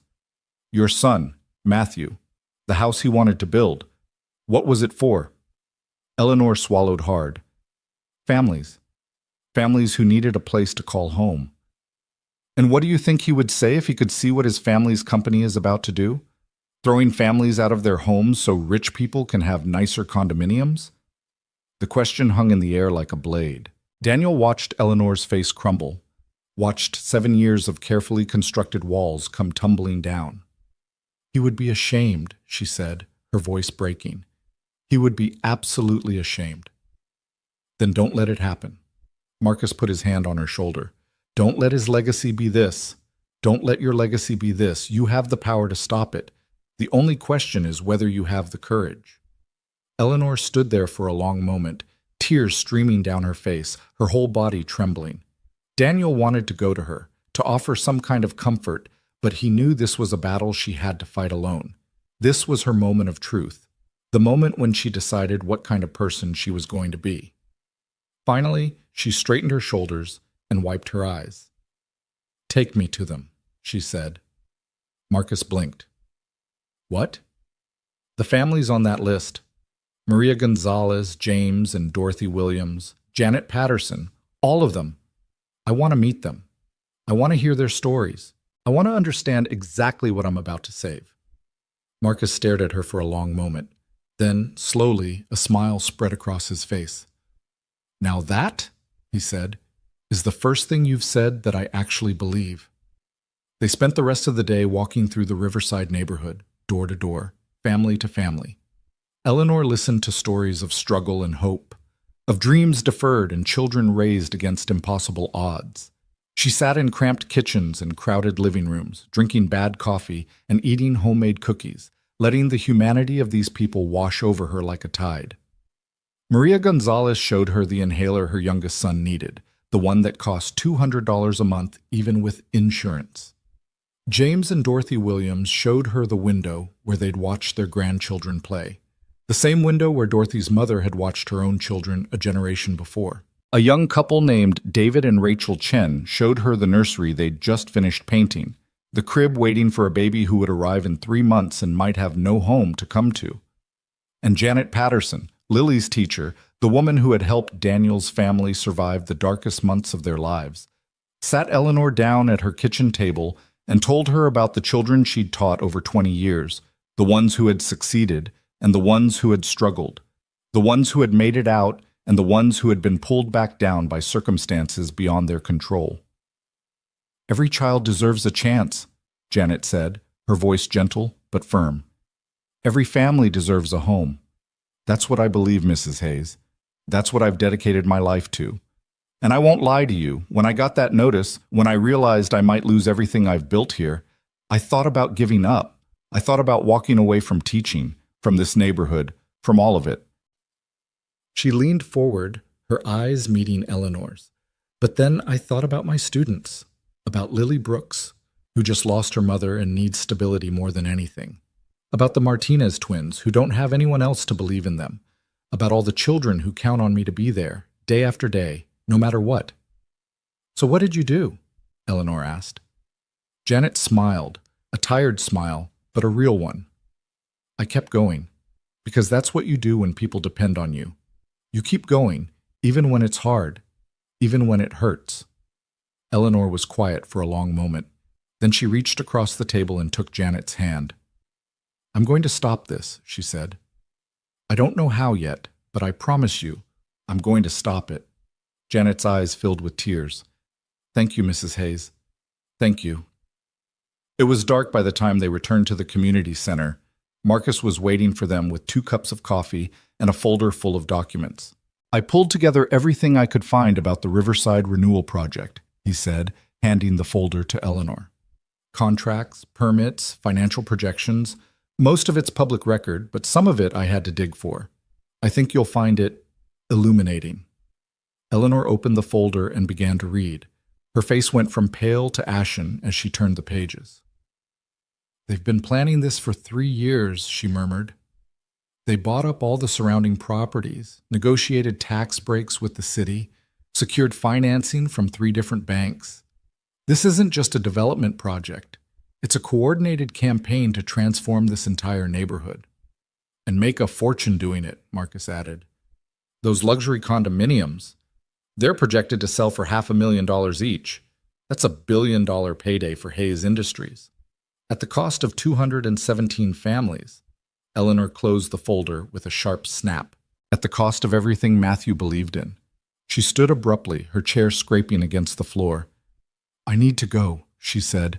"I need to speak with my board of directors, tonight, if possible." Daniel stepped forward. "Mrs. Hayes, not now, Mr. Brooks, please. I need to think."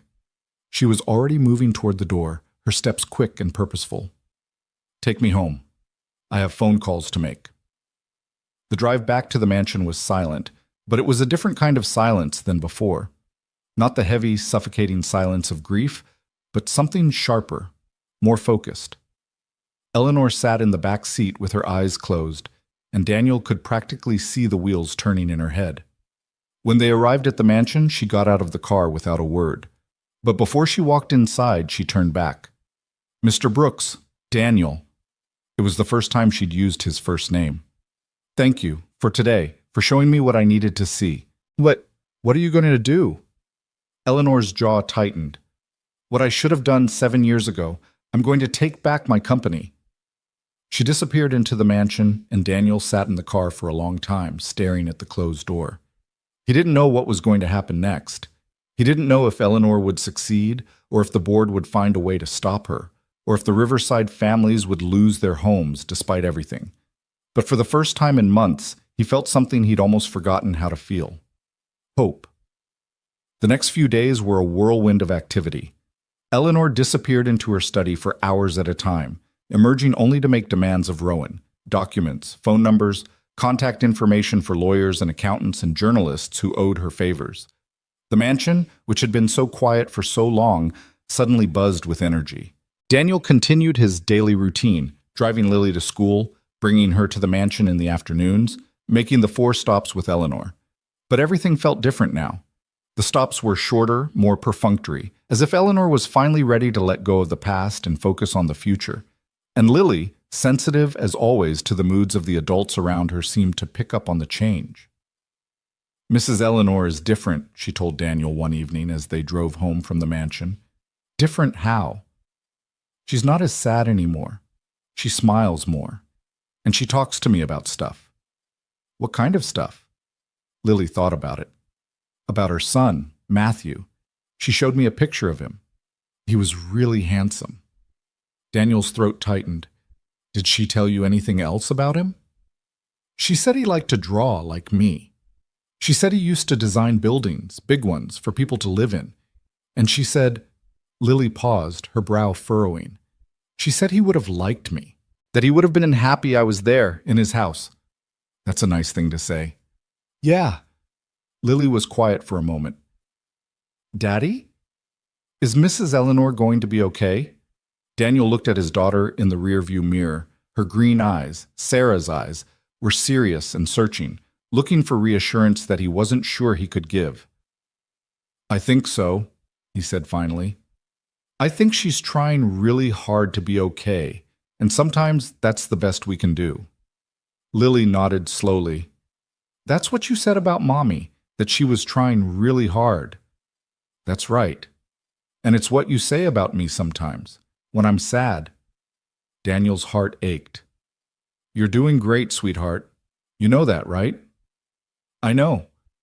Lily smiled, a small smile, but a real one. I'm trying really hard, too. The call came on a Thursday evening, just as Daniel was putting Lily to bed. Mr. Brooks? Rowan's voice was tight with urgency. I need you to come to the mansion, now. What's wrong? Mrs. Hayes she's not well. Something's happened. Daniel felt his blood run cold. I'll be there in 20 minutes. He called his neighbor, a kind older woman who had helped with Lily before, and explained that he had an emergency. Then he drove to the mansion as fast as the law would allow, his mind racing with terrible possibilities. When he arrived, Rowan was waiting at the door, his face pale and drawn. What happened? Daniel demanded. The board. They held an emergency meeting this afternoon. Without her. Rowan's voice was bitter. They've been planning a coup, Mr. Brooks. They want to remove her as chairman and take full control of the company. Can they do that? Not without a shareholder vote. But they've been buying up shares, making deals with minority investors, building a coalition against her. They're going to call for a vote next week. Rowan shook his head. She found out an hour ago. She's been in her study ever since, and I've never seen her like this. Daniel pushed past him and made his way to Eleanor's study. The door was closed, but he could hear something on the other side. Not crying exactly, but something worse. The sound of someone breaking. He knocked. Mrs. Hayes? Eleanor? It's Daniel. No response. Eleanor, I'm coming in. He opened the door and found her sitting on the floor beside the fireplace, surrounded by papers and photographs and documents that had been swept off her desk in what looked like a fit of rage. Her hair had come loose from its usual severe style, falling around her face in silver strands. Her hands were trembling, clutching a photograph that Daniel recognized.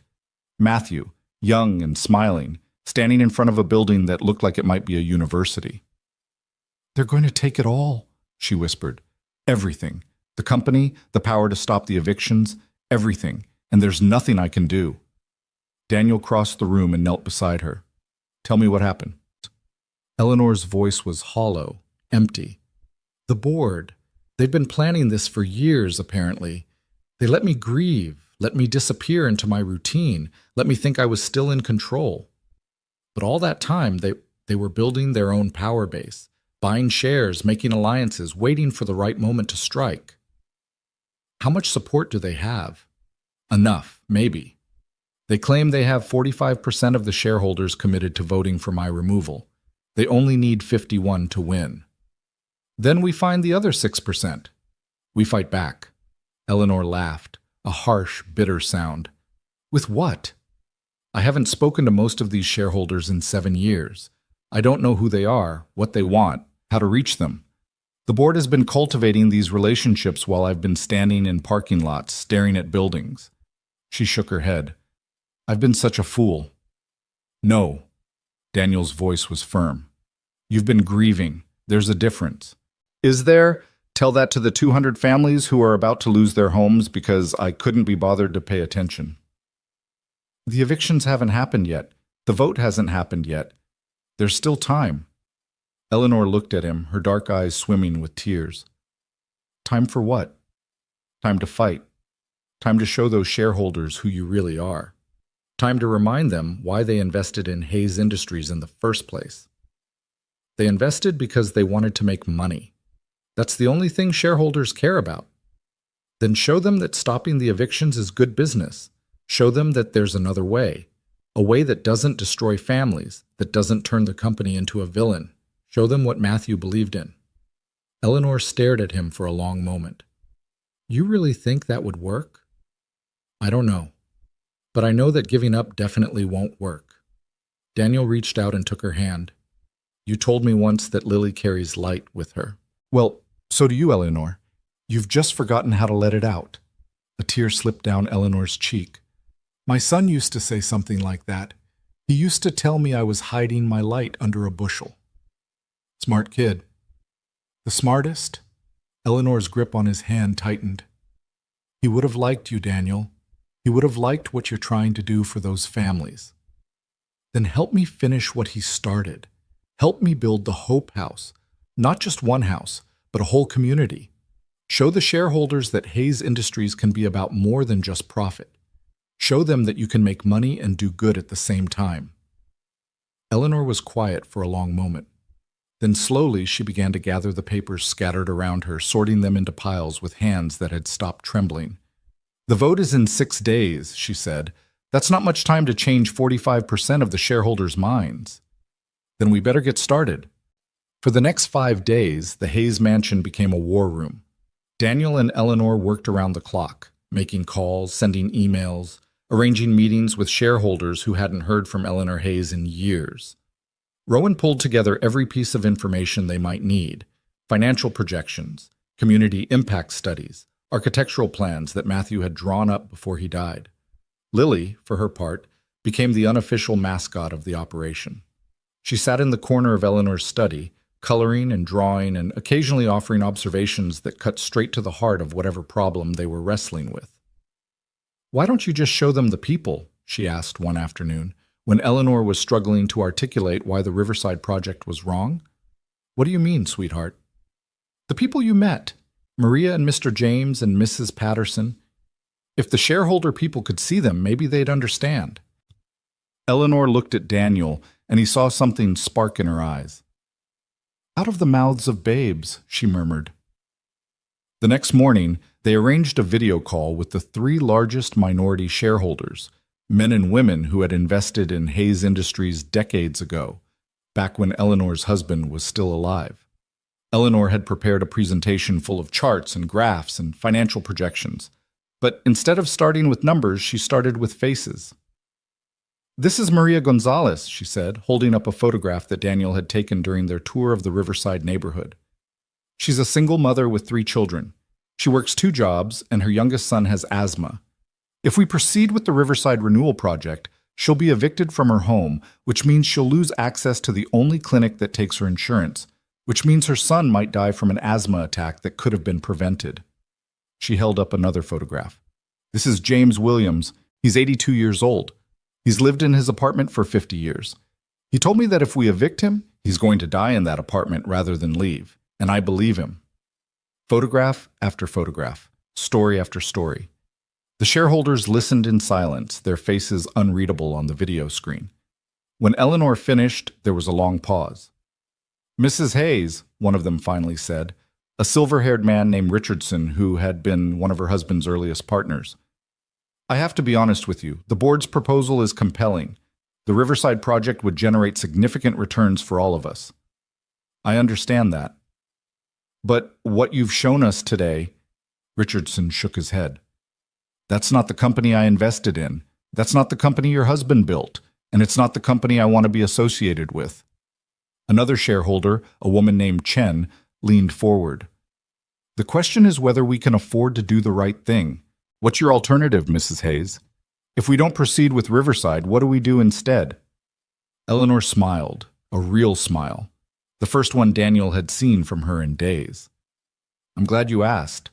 She pulled out Matthew's designs, the Hope House plans that had been gathering dust for 7 years, and began to walk them through an alternative vision.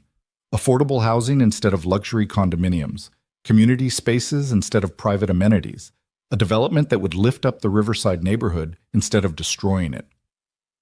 It won't generate the same returns, Eleanor admitted, but it will generate returns, sustainable ones, built on a foundation of goodwill and community support. And it will do something that money can't buy. It will make Hayes Industries a company that people are proud to be associated with. The shareholders conferred among themselves. Daniel watched Eleanor's face, trying to read her expression, but she had rebuilt her mask. Whatever she was feeling, she wasn't showing it. Finally, Richardson spoke again. Mrs. Hayes, I'll be honest with you. Before today, I was planning to vote with the board. They made a compelling case, and frankly, I didn't think you were capable of running this company anymore. Eleanor's jaw tightened, but she didn't look away. But you've shown me something today that I didn't expect.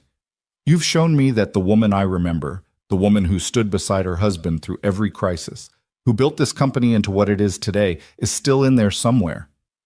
Richardson paused. I'm not ready to commit to anything yet, but I'm willing to listen, and I'm willing to give you a chance to make your case to the full board. It wasn't a victory, but it wasn't a defeat either. Thank you, Eleanor said. That's all I ask. The board meeting was scheduled for the following Monday in the Hayes Industries headquarters downtown.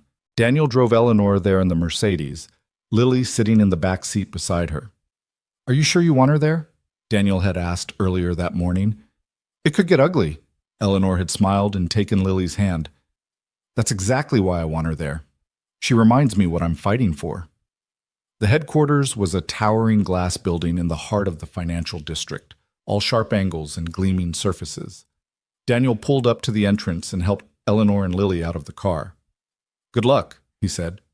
Eleanor looked at him with those dark, intense eyes. Luck has nothing to do with it. Either they see reason or they don't. Either way, I'm done hiding. She squared her shoulders, took Lily's hand, and walked into the building. Daniel watched them disappear through the revolving doors. Then he got back in the car and waited. The minutes ticked by. 1 hour. 2 hours. 3. Daniel checked his phone obsessively, waiting for news, but there was nothing. No text from Eleanor, no calls from Rowan, no indication of what was happening inside that glass tower. Finally, after what felt like an eternity, his phone buzzed. It was a text from Eleanor, just 2 words. Come up. Daniel parked the car and made his way to the elevator. The lobby was all marble and chrome, staffed by security guards who looked at him with barely concealed suspicion. But when he gave his name, they waved him through. The boardroom was on the top floor, a massive space with floor-to-ceiling windows that looked out over the city. Daniel stepped inside and immediately felt the weight of a dozen pairs of eyes on him. The board members sat around a long mahogany table, their faces a mixture of anger, frustration, and grudging respect. Eleanor stood at the head of the table, her back straight and her chin high. And beside her, sitting in a chair that was far too big for her small frame, was Lily. She was coloring in her book, seemingly oblivious to the tension in the room. Ah, Mr. Brooks, Eleanor said. Thank you for joining us. I was just explaining to the board why we're going to be pursuing a different direction for the Riverside project. A direction that will cost us hundreds of millions of dollars, one of the board members snapped. A red-faced man in his 60s whose name tag read Harrison.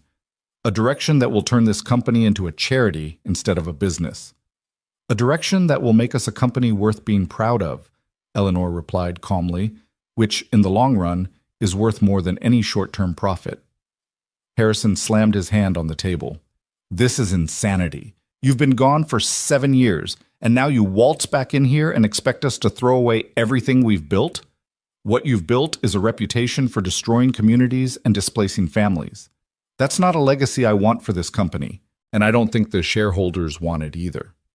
The shareholders want returns. That's all they've ever wanted.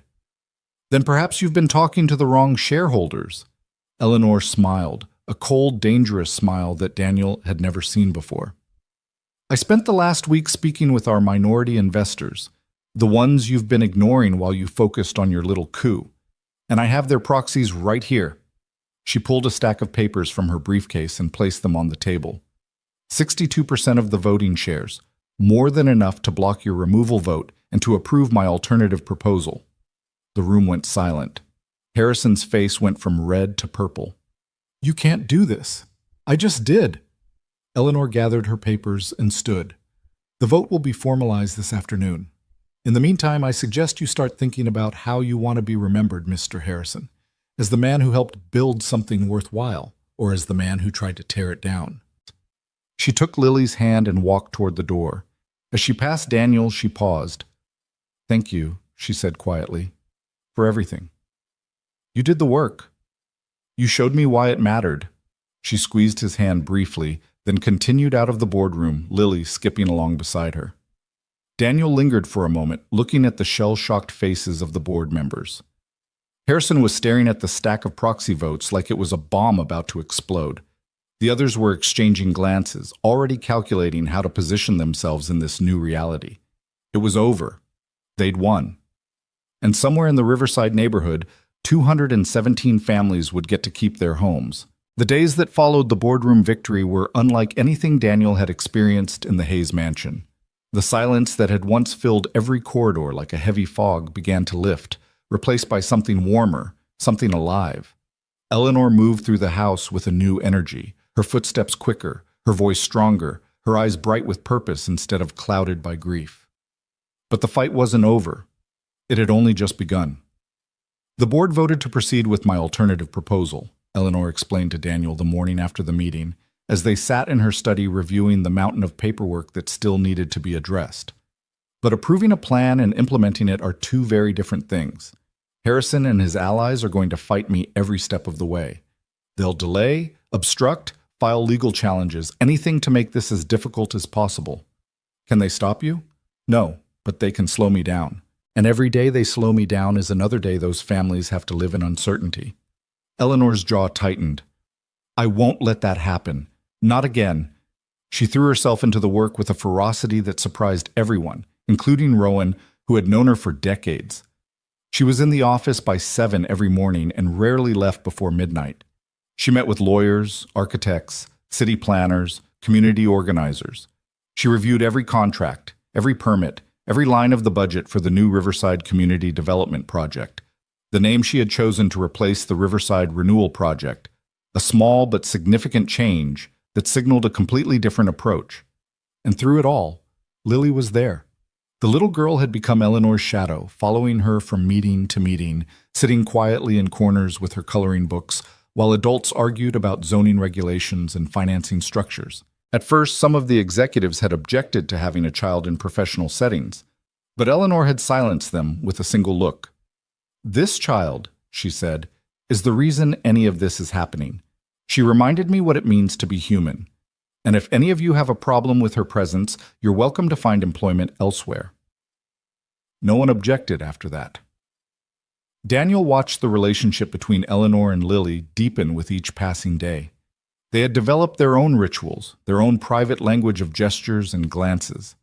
Eleanor would reach for Lily's hand during tense moments in meetings, drawing strength from her small fingers. Lily would leave drawings on Eleanor's desk, houses and families and gardens full of flowers, that Eleanor would study with the same intensity she brought to financial reports. She's healing her, Daniel said to Rowan one evening, as they stood in the hallway watching Eleanor read Lily a bedtime story in the library. Both of them are healing each other. Rowan nodded slowly. I've been with this family for 40 years, Mr. Brooks. I've seen births and deaths, triumphs and tragedies, but I've never seen anything quite like this. He paused. Your daughter has a gift, a rare ability to reach people who have closed themselves off from the world. She gets it from her mother. Perhaps.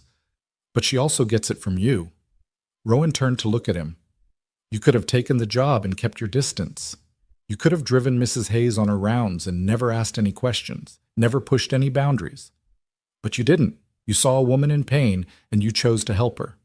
That took courage. Daniel shrugged uncomfortably. I just did what anyone would do. No, Mr. Brooks. You did what very few people would do, and this family, this strange, broken, rebuilding family, is better for it. The weeks turned into months, and the Riverside Community Development Project began to take shape. The eviction notices were formally rescinded, replaced by letters explaining the new plan. Eleanor personally signed each one, adding handwritten notes of apology and hope. The community center became the hub of operations. Marcus Washington was appointed as the community liaison, working directly with Eleanor to ensure that the voices of Riverside residents were heard at every stage of the process. Maria Gonzalez was hired to coordinate childcare services for families during the transition. James and Dorothy Williams were asked to serve on an advisory council, their decades of experience in the neighborhood proving invaluable. And Janet Patterson, Lily's teacher, the woman who had helped Daniel's family survive their darkest days, was given a grant to establish an after-school program that would serve children throughout the development. I don't know how to thank you, Janet told Eleanor during a meeting at the community center. When I got that first notice, I thought my life was over. And now you're building something that will last, Eleanor finished for her. That's thanks enough. But the most significant change was happening on the lot where Matthew's Hope House had never been built. Eleanor had decided to break ground on her son's original design, not as a single home for one family, but as a community center that would serve the entire neighborhood. The building would include affordable housing units, a health clinic, a job training center, and a memorial garden dedicated to Matthew's memory. He wanted to create spaces where families could thrive, Eleanor said, standing at the edge of the construction site on the day the foundation was poured. Daniel and Lily stood beside her, watching the concrete trucks rumble across the muddy ground. I spent 7 years mourning what could have been. Now I'm going to make it happen. Lily tugged on Eleanor's sleeve. Can I put something in the concrete, like a time capsule? Eleanor looked down at her, a smile spreading across her face. What would you like to put in? Lily reached into her pocket and pulled out a folded piece of paper. When she opened it, Daniel saw that it was a drawing.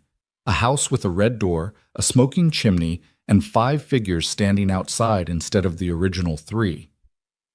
It's our family, Lily explained, pointing to each figure in turn.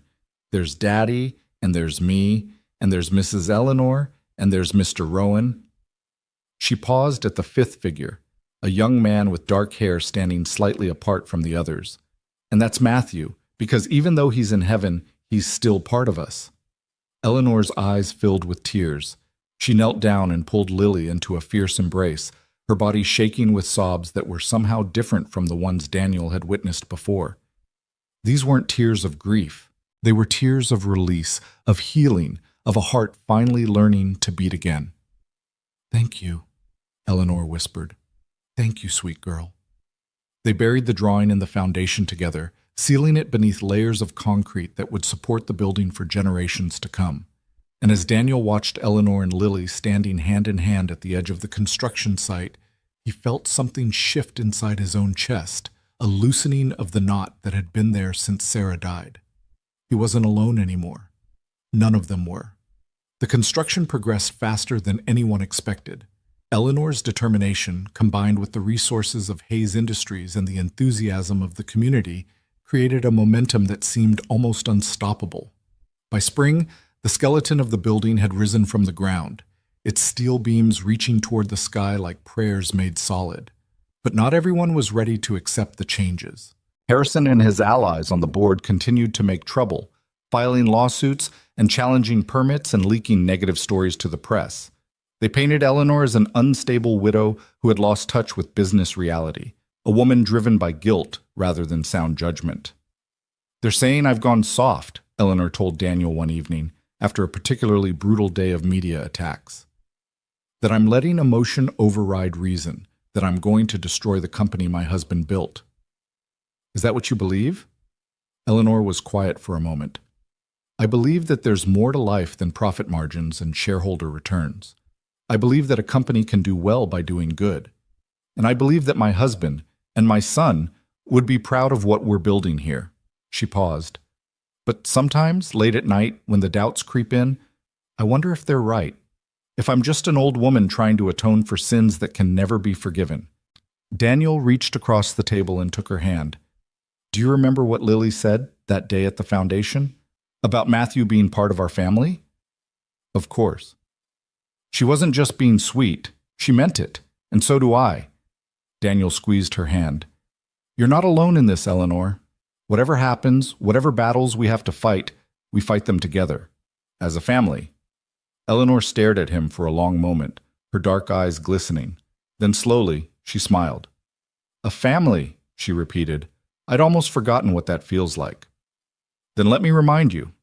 The final confrontation came on a Thursday in late April at an emergency shareholder meeting called by Harrison and his allies. They had gathered enough support to force a vote of no confidence in Eleanor's leadership, one last desperate attempt to wrest control of the company and return to their original plans for Riverside. Daniel drove Eleanor to the meeting, Lily in the back seat as always. The little girl was quiet during the drive, sensing the tension in the air. But when they pulled up to the headquarters, she reached forward and touched Eleanor's shoulder. You're going to win, she said simply. I know it. Eleanor turned to look at her, and Daniel saw something in her face that he'd never seen before. Not just determination, but peace.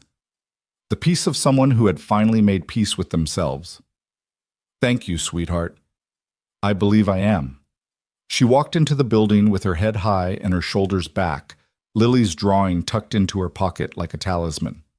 Daniel and Lily waited in the car, watching the sun set over the city, counting the minutes until they would know the outcome. 2 hours passed, then 3. The sky turned from orange to purple to black, and still there was no word. Finally, just as Daniel was beginning to fear the worst, his phone buzzed with a text from Eleanor. It's over. We won.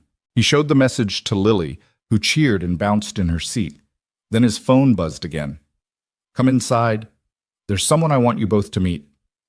Daniel and Lily made their way up to the boardroom where they found Eleanor surrounded by a crowd of supporters, shareholders, executives, community members who had come to witness the vote. Harrison was nowhere to be seen. Someone said he had stormed out after the final count, his face purple with rage. But it wasn't the victory that caught Daniel's attention. It was the man standing beside Eleanor, a young man in his 30s, with dark hair and kind eyes that seemed somehow familiar.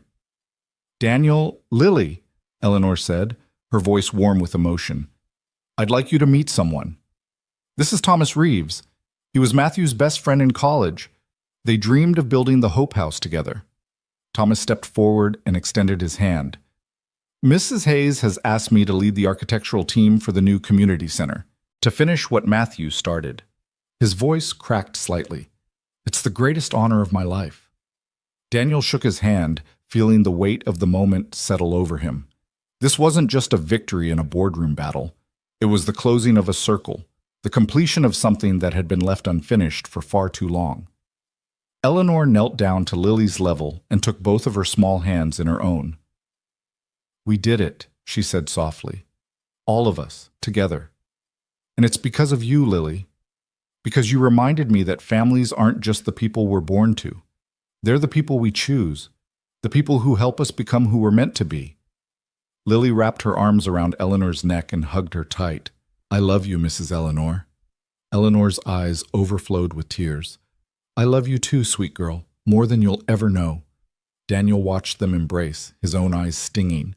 He thought about Sarah, about the life they had built together and the future they had dreamed of. He thought about the dark months after her death, the despair and the hopelessness, and the certainty that nothing would ever be good again. And he thought about how wrong he had been. The journey wasn't over.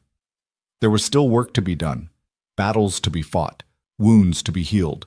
But standing there in that boardroom, surrounded by the people who had become his family, Daniel knew one thing for certain. They were going to be okay, all of them, together. The first snow of December fell softly on the day the Matthew Hayes Community Center opened its doors. Daniel stood at the edge of the crowd, Lily perched on his shoulders so she could see over the hundreds of people who had gathered for the ribbon-cutting ceremony. The building rose behind them, beautiful and solid, its glass walls catching the winter light and scattering it like diamonds across the fresh snow. It looked nothing like the cold, imposing structures that dominated the rest of the city's skyline. It looked warm, welcoming, alive. Daddy, I can see Mrs. Eleanor, Lily said, pointing toward the small stage that had been set up in front of the main entrance. She looks so pretty. Daniel followed his daughter's gaze and felt his breath catch in his throat. Eleanor stood at the podium, dressed not in her usual black but in a deep blue that brought out the silver in her hair. She was smiling, really smiling, not the careful, controlled expression she had worn for so long, but something genuine and radiant that transformed her entire face. Beside her stood Rowan, Marcus Washington, Thomas Reeves, and a dozen other people who had helped make this day possible.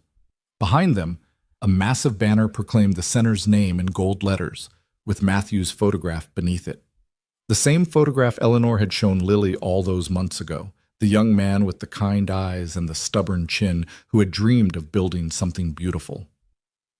"Ladies and gentlemen," Eleanor began, her voice carrying clearly through the crisp winter air, "thank you for being here today. Thank you for believing in this project, for supporting this community, for refusing to give up even when the odds seemed impossible." She paused, her eyes sweeping across the crowd. Daniel knew she was looking for him, for Lily, and when her gaze found them, her smile deepened. "A little over a year ago, I was a woman who had lost everything. My son, my purpose, my will to live. I spent my days driving to places that reminded me of what I had lost, standing and staring and wondering why I was still here when he was gone." Eleanor's voice cracked slightly, but she pressed on. "And then something unexpected happened. A man took a job that no one else wanted. He brought his daughter into my life, and together they reminded me of something I had forgotten, that grief doesn't have to be the end of the story, that broken pieces can be put back together, that it's never too late to become who you were meant to be." She reached into her pocket and pulled out a folded piece of paper. Daniel recognized it immediately, Lily's drawing, the one they had buried in the foundation all those months ago. A copy, he realized, carefully preserved. "This drawing was made by a 7-year-old girl named Lily Brooks," Eleanor continued. "It shows a family, a father, a daughter, and 3 other people who have become part of their lives. One of those people is my son, Matthew. Even though he died before Lily was born, even though they never met, she included him in her family, because she understood something that took me 7 years to learn, that love doesn't end when someone dies. It just changes form. It becomes the foundation on which we build something new." She held up the drawing for the crowd to see, and Daniel heard a collective murmur of emotion ripple through the audience. "This community center is built on that foundation," Eleanor said. "Not just the concrete and steel that holds it up, but the love and hope and determination of everyone who believed in Matthew's dream. The residents of Riverside who refused to give up their homes, the volunteers who gave their time and energy, the shareholders who chose compassion over profit, and most of all, a little girl who reminded an old woman how to feel again." Eleanor looked directly at Lily, her eyes shining with tears. "Lily, sweetheart, would you come up here and help me cut the ribbon?"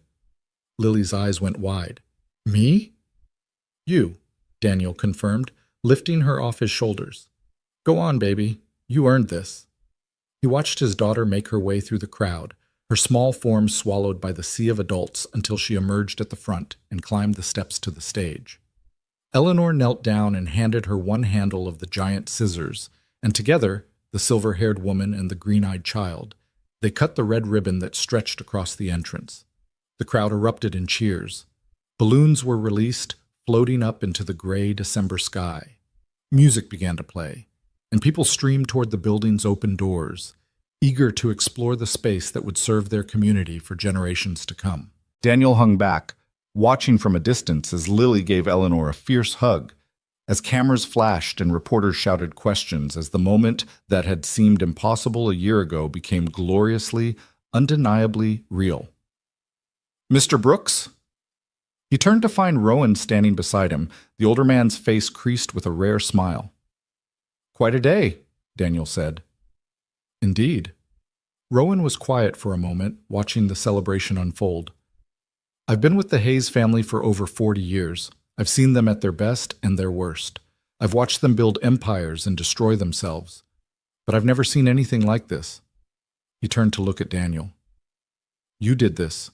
You and your daughter. You brought her back to life." Daniel shook his head. "We just reminded her of what she already knew. She did the rest herself." Perhaps. But the reminder was everything. Rowan reached into his jacket and pulled out an envelope. Mrs. Hayes asked me to give you this.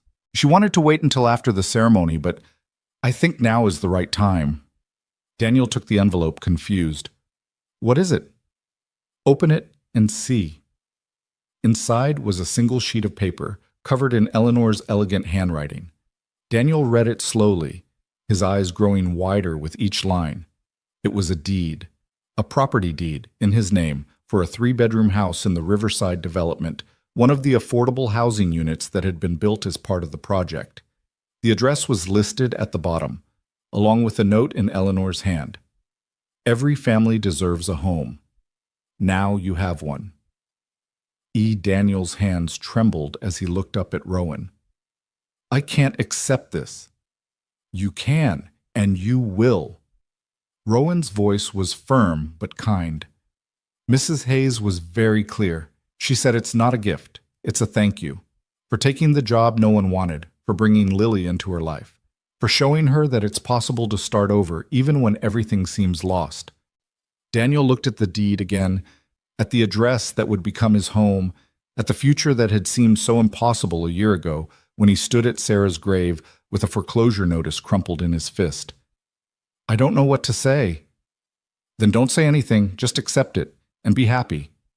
Rowan smiled, a real smile, warm and genuine. You've earned it, Mr. Brooks. Both of you. The celebration continued long into the evening. The community center was filled with laughter and music and the smell of food being prepared in the new kitchen. Children ran through the halls, exploring every corner of the building that would become their second home. Parents gathered in the common areas, sharing stories and dreams and hopes for the future.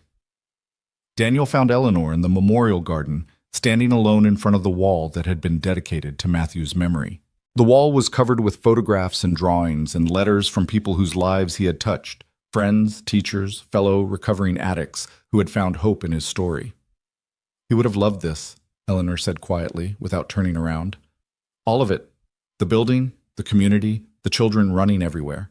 He always said that the measure of a life wasn't what you accumulated, but what you gave away. He sounds like someone worth knowing. He was. Eleanor finally turned to face him, and Daniel saw that her eyes were wet, but her smile was peaceful.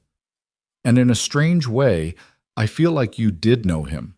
Through everything you've done this past year, through the way you've helped me become who I should have been all along. It's almost like he sent you to me. Daniel thought about the classified ad that had changed his life. $80,000 a year. Driver needed. No questions asked. He'd taken the job out of desperation, out of fear, out of a complete lack of other options. He'd had no idea what he was walking into, no clue that a simple driving job would transform him into part of a family he never knew he needed. Maybe he did, Daniel said, or maybe the universe just knew we all needed each other. Eleanor reached out and took his hand. I've been thinking about the future, about what comes next. What do you mean? The company is stable now. The Riverside project is complete. Harrison and his allies have resigned from the board, and the shareholders who believed in our vision are firmly in control. She paused. I don't need to fight anymore. I can finally rest. Are you retiring? In a way. I'm stepping back from day-to-day operations, letting Thomas and the new leadership team take over. But I'm not disappearing. She squeezed his hand. I was hoping I could spend more time with you and Lily instead, if that's all right with you. Daniel felt his heart swell. More than all right. Good, Eleanor smiled. Because I have plans. Big plans. There are more communities like Riverside out there, more families who need help, more buildings waiting to be built. And I'd like you to be part of it, not as a driver, but as a partner, someone who can help me see what I've been missing for so long. Eleanor, I'm not qualified for... You're more qualified than anyone I know. You understand what it means to struggle. You know what families need because you've lived it. And most importantly, you have something that all the MBAs and executives in the world can't teach, a good heart. She looked at him with those dark, intense eyes. Say yes, Daniel. Say yes to being part of something bigger than yourself. Daniel thought about his life before all of this. The small apartment, the crushing debt, the despair that had seemed so absolute. He thought about Sarah, about the dreams they had shared, about the future they had planned together. She would have wanted this for him. She would have wanted him to find purpose, to find joy, to find a way to live fully, even in her absence. "Yes," he said, "I'll do it." Eleanor pulled him into a hug, and for a moment they stood there in the garden, surrounded by the memory of a son she had lost and the hope of a future they were building together. "Thank you," she whispered, "for everything. Thank you for taking a chance on me." They walked back into the community center together, where Lily was waiting for them with a plate of cookies and a smile that lit up her entire face. "Daddy, Mrs. Eleanor, come look. They have a whole room just for art. Mrs. Patterson said I can come here after school and make paintings whenever I want." Eleanor knelt down and brushed a strand of hair from Lily's face. "Would you like that? Coming here after school?" "Yes, and maybe you could come too sometimes. We could make paintings together." "I would love that." Eleanor's voice was thick with emotion. "I would love that more than anything." The winter passed, and spring arrived with its promise of new beginnings. The community center flourished, becoming everything Matthew had dreamed of, and more. Daniel moved into the house Eleanor had given him, and for the first time since Sarah's death, Lily had a room of her own, decorated with paintings she had made in the art room and photographs of her mother that they could finally look at without crying. Eleanor became a constant presence in their lives. She had dinner with them twice a week, helped Lily with her homework, took them on trips to museums and parks and places that filled their lives with color and joy.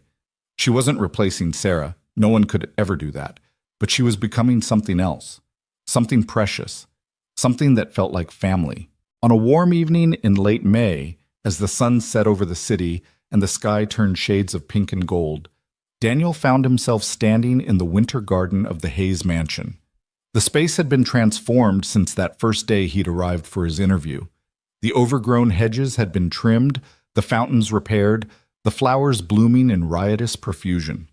It was beautiful in a way it hadn't been for years, alive and vibrant and full of hope. Eleanor stood beside him, watching Lily chase fireflies across the lawn with the same concentrated joy she brought to everything she did. "Daniel," Eleanor said quietly, "I need to tell you something." He turned to look at her, noting the serious expression on her face. "What is it?" "I've been thinking about Matthew a lot lately, about what he would say if he could see all of this. The community center, the families we've helped, the life we've built." She paused. "I think he would be happy. I think he would finally be at peace." "I think so too. But there's something else." Eleanor reached up and unclasped the chain around her neck, the one that held the silver pendant she never took off. She held it out to Daniel. This was his, Matthew's. He wore it every day of his life, until the very end. It was found with him when he died, and I've been wearing it ever since, keeping him close to my heart. "Eleanor, I can't. Let me finish." She pressed the pendant into his hand.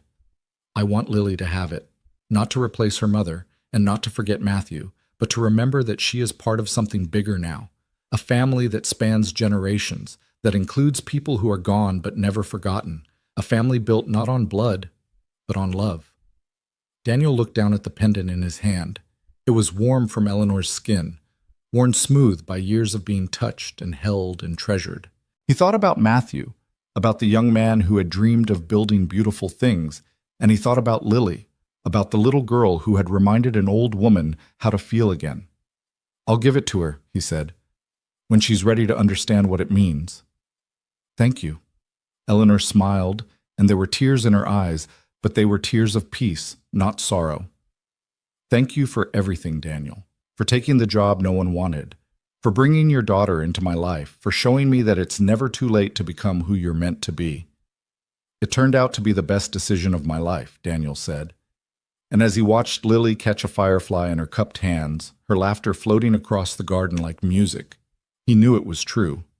The job no one wanted had become the life he never knew he needed, a life filled with purpose and love and the strange, beautiful family they had built together from the ruins of their grief. Eleanor slipped her hand into his, and they stood together in the fading light, watching the child who had brought them back to life.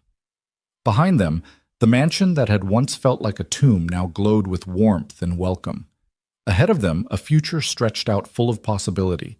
More buildings to construct, more families to help, more broken pieces to put back together. "You know," Eleanor said softly, "when I placed that advertisement, I never imagined this. I was looking for a driver, someone to take me to my stops and bring me home again. I wasn't looking for a family. Sometimes the things we're not looking for are exactly what we need." "Yes," Eleanor squeezed his hand. "Sometimes they are." Lily came running toward them, her hands cupped around a glowing firefly, her face illuminated by wonder. "Look, Daddy. Look, Mrs. Eleanor. I caught one. It's like a tiny star." Daniel knelt down so he could see her treasure.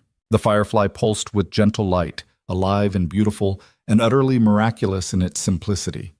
"That's exactly what it is, sweetheart," he said. "A tiny star, just for you." "Can I keep it?" Eleanor knelt beside them, her eyes reflecting the firefly's glow. "You can hold it for a while, but then you have to let it go so it can find its family, so it can light the way for others." Lily thought about this for a moment. Then, carefully, she opened her hands and watched the firefly float away into the darkness, its light joining with dozens of others that had begun to emerge across the garden. "It's going home," she said. "Yes, baby," Daniel said, pulling her into a hug. "It's going home." And so were they, all of them, together.